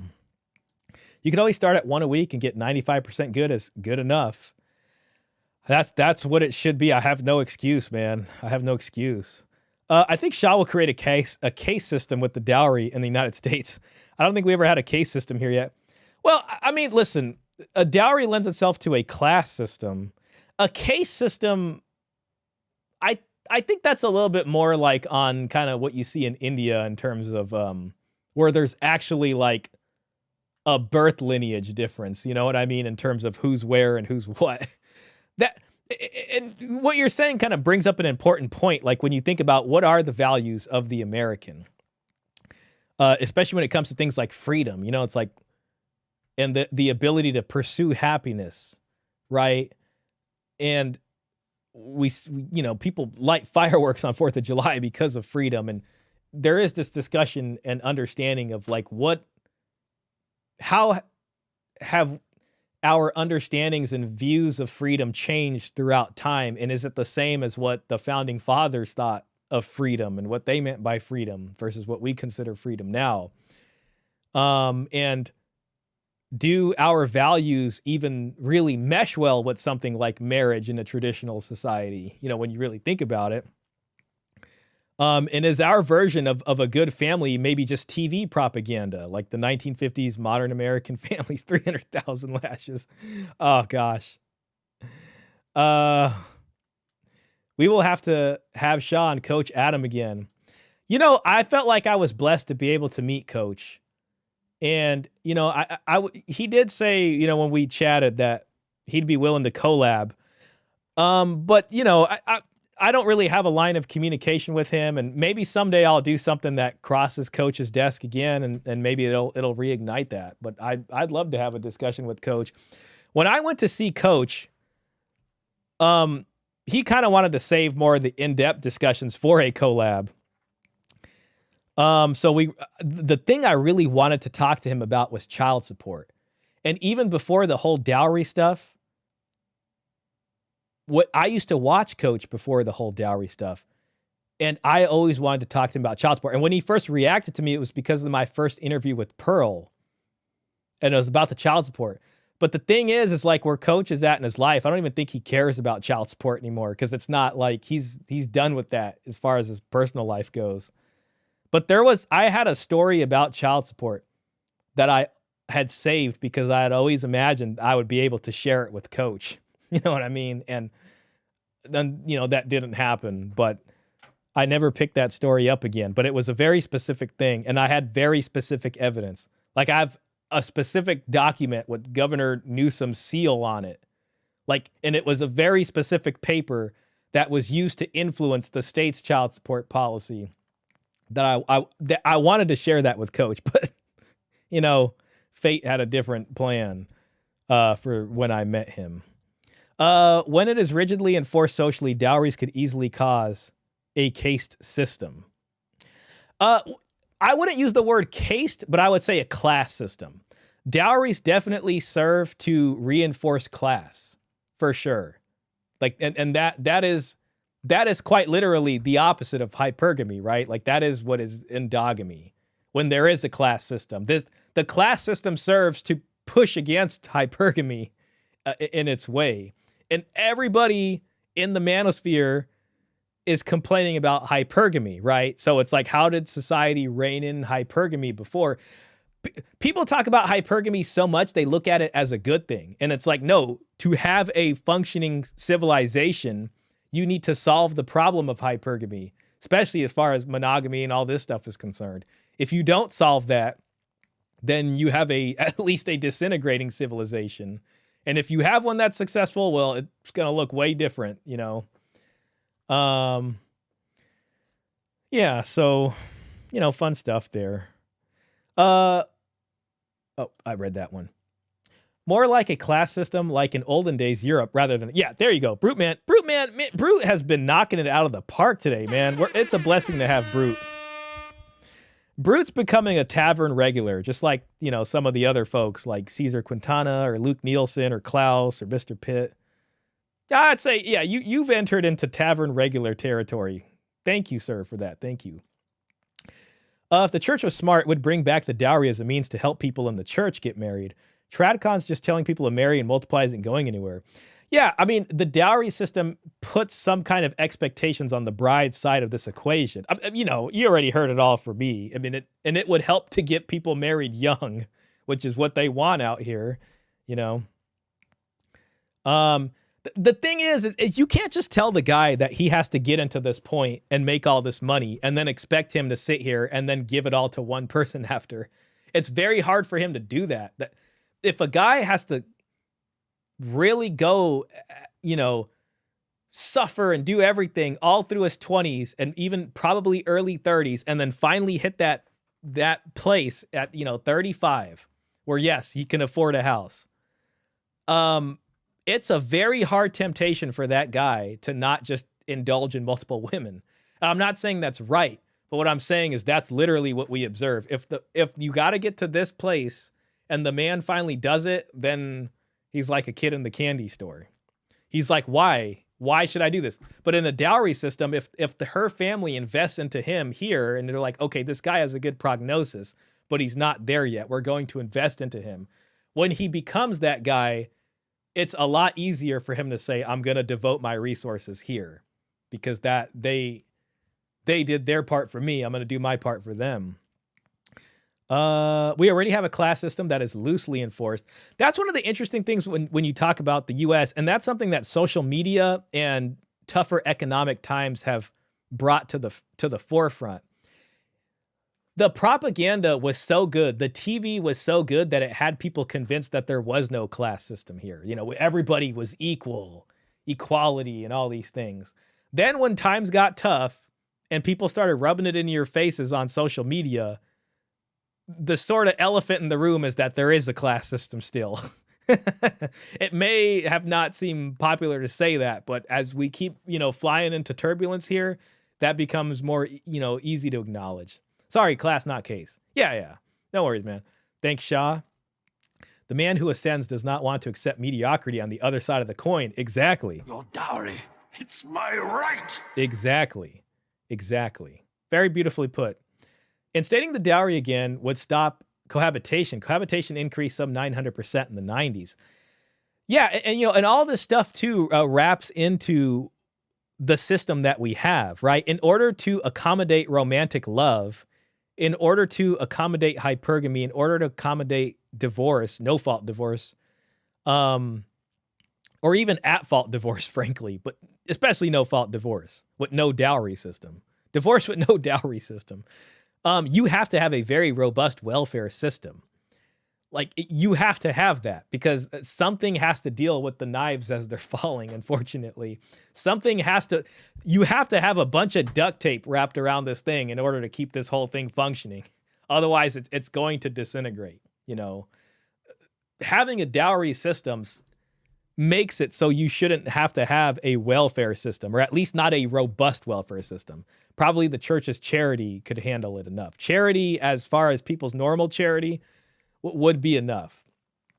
And the reason is because people wouldn't enter into marriages unless they had some prerequisite means to actually establish a household that has a chance of being successful. If you're just going to go out here and fly by the seat of your pants and start having kids with people, and then it doesn't work out when you guys get sick of each other and, you know, they couldn't afford a house to begin with, well, it's hard to say we want to get rid of the welfare system because it kind of needs to be there if that's what we're encouraging, you know. Let me see if I can get one more. Oh, here we go. Okay, we got some more brain rot for the fun. This man says, Ibn Taymiyyah fatwa, this is from Middle East. He says, if a woman is aware of a man's desire for her, she can control him the way an oppressive master treats his slave who cannot free himself. But he is worse off than that, for enslavement of the heart is worse than enslavement of the body, man. Shout out to him. Shout out to him, man. That's a great quote there. So I wanted to share that with y'all. Polygyny used to be the welfare system, but people aren't looking to formalize that again. Polygyny, yeah, you can say that. And, you know, it is kind of made for, especially in more warlike times, or if husbands die and there's women with orphans. Oh, a child is an orphan once the father has passed away, by the way. Then yeah, that would make sense. But anthropologically, polygyny is also there in societies with less sophisticated agriculture where women contribute mostly to agriculture. And actually in my video with Paul Elam, Heroes Forge, not this one, bride wealth and dowry. So bride wealth, God, just to give you the 10 seconds on this, bride price or bride wealth is associated with polygyny. Okay, so if you watch this video, I will talk about that.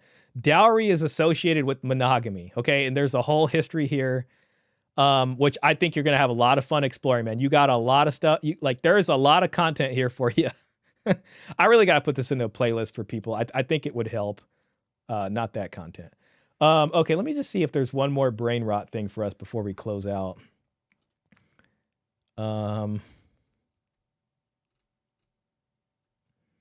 Let's see. Gosh, I don't know if I could play this one because of the music. Dang it. I actually can't play that one. Dang it.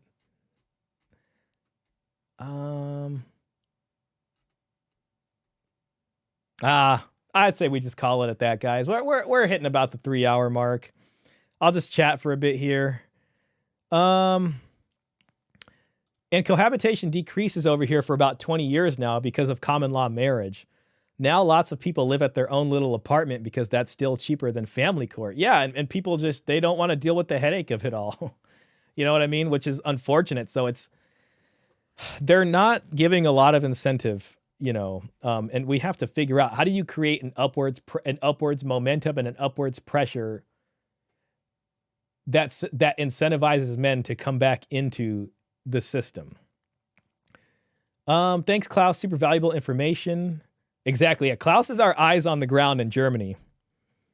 Klaus is definitely our eyes on the ground. We now have 51% single person households. Wow. For people over 40. After divorce, men are just done. Man, that's a great stat there. Thank you for that. Wow, Heroes Forge, man, with the super chat. Thank you. I appreciate that.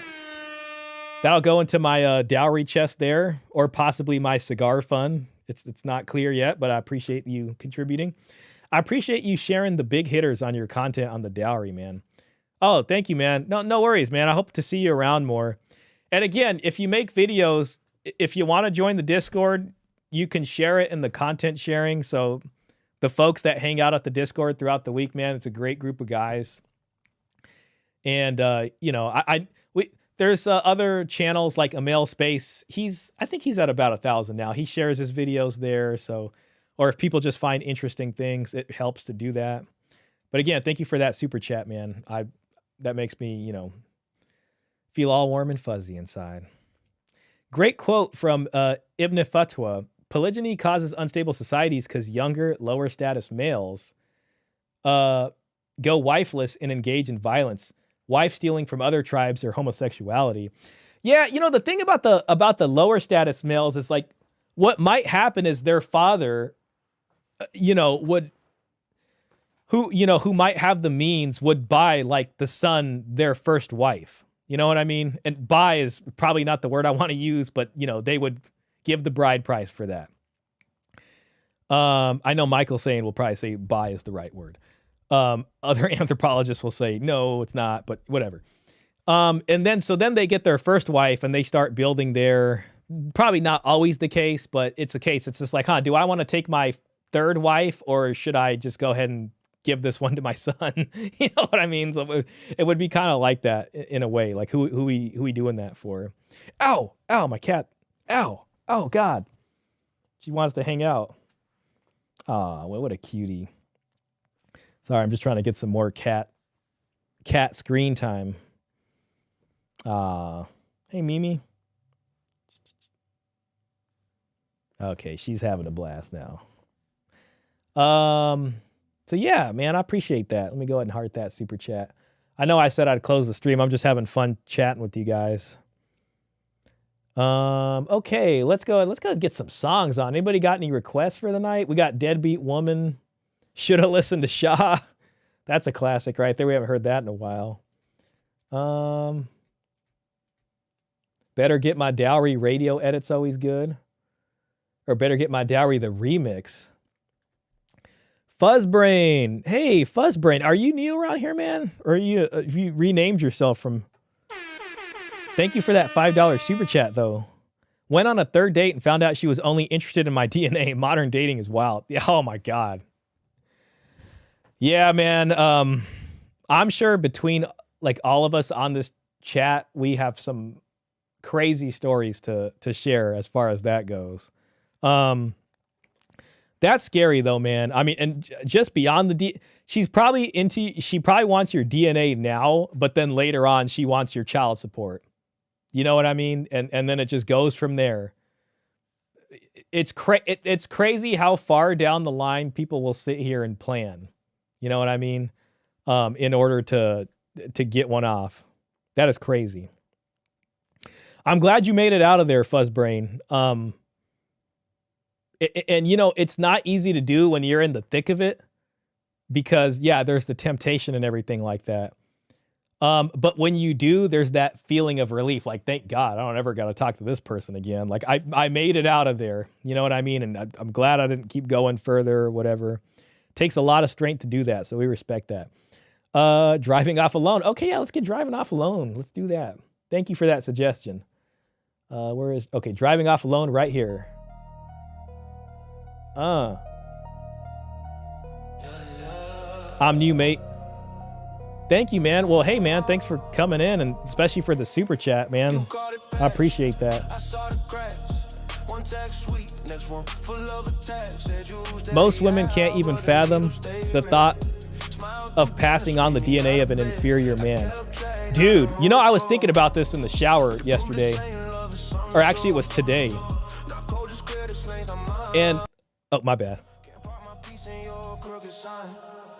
The idea that the fact that women can come in, go to a sperm bank, so women who would otherwise not qualify for Chad, right? Because Chad's like, I'm not into you. How is it legal for a woman to go into a sperm bank and like impregnate herself and be a single mom by choice? Like, I don't know. Part of me thinks that should be discouraged. It just seems like a bad idea, but people can do it and that's legal. Yo, Feng Yuan Taoist Gu with 200 Yen, is that Yen there? Hey, thank you. That's awesome, man. Where are you from? Kindly bring Mr. Anil Murthy from SIF as well sometimes. Oh, sorry, that could be rupees. My bad. The name had me thinking it was Chinese. He is a friend of Mr. Paul Elam, sir, as well. Listen, I'd definitely be willing to talk to him. I was in talks with one of the SIF guys. I don't know if this is Anil Murthy, though. This gentleman right here. Him and I have a communication. Is this who you mean, or is this this might be, or is there another guy in SIF? Can you play Deadbeat Woman? Yeah, I got you, man. That's coming up. We'll do that next for sure. I'll reach out to him, man. I think it would be a fun discussion with Anil Murthy. So him and I almost had something scheduled, and it fell through. And I just told him, like, whenever you want to chat, just let me know. It just hasn't happened yet. So we'll get that going for you, man. We'll get that going. Thank you again. Can you also play Deadbeat Woman? Yeah, we got that. That's wild. Absolutely should. It really should be. Yeah. All right, hold on one second. Deadbeat Woman. That's the trap remix. I want to do the original Deadbeat Woman. The trap remix is good too, but this is classic. Shout out to Luke Nielsen. Deadbeat Woman. It's rupees. Thank you for that. No, there is another guy. Okay. I'll have to get into contact with them, or maybe I'll reach out to my buddy here that knows Paul, and he can probably set us up. It's a little challenging with the time zones, but there's no reason for it not to happen, so we can do that.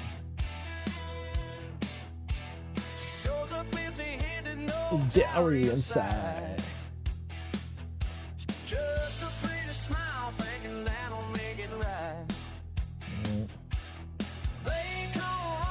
He likes getting scratches. See that?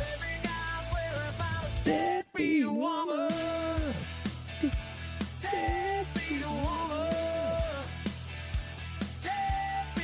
I'll for sure get in contact with them. Well, we got a lot of stuff to make happen, man.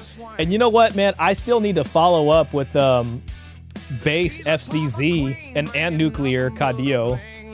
So, and I need to follow up with Raymond Thoughts and Mine. He wants to have me back on the show too. So stuff is definitely going to happen. So I need to make that happen.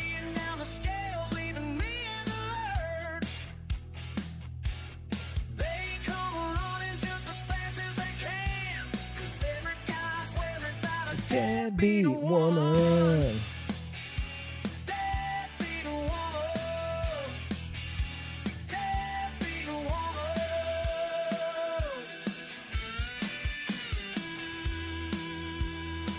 Special thanks to Nuke Nielsen for making this song.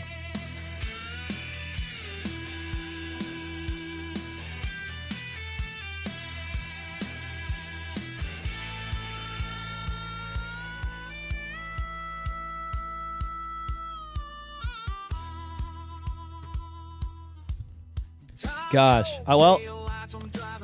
this is going to be done soon. So I hope everybody has a great rest of your weekend and hopefully a good week. If you guys aren't in the Discord, please join the Discord. I'm sure you guys will enjoy the conversations there. And, hopefully if I really get my act together, maybe even tomorrow I can get another YouTube video made for you guys. And hopefully get some more content. I do need to the homework is to make the playlist. That's what needs to happen. So I need to make the dowry playlist and just accumulate all of this stuff is what needs to happen. So I'll keep this up.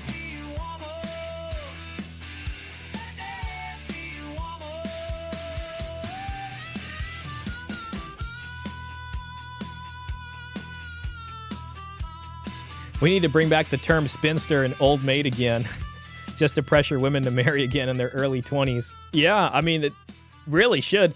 Men who aren't married are looked at sideways, I'll tell you that. Have a peaceful evening, everybody. Thank you, Klaus. All right, folks. Well, it was a pleasure. I appreciate everybody who hung out. Thank you for the 21 likes. Thank you for those super chats. Okay, thank you on. I know who you are on Twitter now. I recognize the name. Yeah, I'll have to get something going with the Neil Murphy for sure, man. I'll have to make that happen. Thanks, Klaus. Leftover women like the Chinese. Thanks, Sean, everyone. Have a great week. Yeah, thank you, Brute Man. I appreciate all your comments tonight, man. They were really good. You should write a book. Bro, I promise you, I've been trying. But I have a whole outline, but I actually have to write 2 books, bro. One on child support and one on this. Give me my dowry. Dowry playlist should be easy enough, man. You have a good chunk of links in that chat. Yep, I know. I will. Tomorrow I'm going to sit down. I'm just going to do YouTube. That's what I'm going to do. And if anybody wants to pester me in the Discord and say, hey, make the playlist, man, please do that. Call me out, man. Call me out. Brother, your Discord account isn't working. Oh, what the heck? Here, let me put a new invite in there. Invite to server.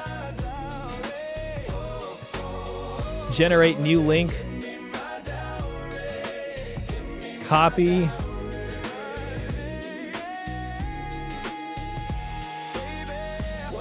There you go. Please try that one, man. That's a new invite link. This song is too good right here. This is one of my favorites, actually. I mean, I got a lot of favorites on this playlist.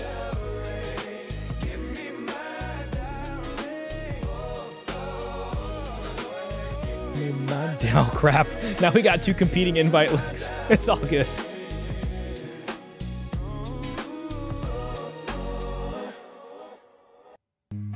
That one's too good. Either of those should be good. Awesome. All right, y'all. I'll leave y'all to it. And thanks for putting up with that hiccup earlier. I forgot to change the title of the thing and the restream. So, how's the job going, Shaw? It's going well. I finally, it's going well, and I got past a certain point to where I can actually focus on all this stuff again because, for a while I had to really perform in order to solidify myself there and become permanent. So it's done now. That just actually passed last month. So it's going well. It's going well. So yeah. But yeah, again, thanks everybody. And I will catch y'all on the next one. Have a fantastic rest of your week.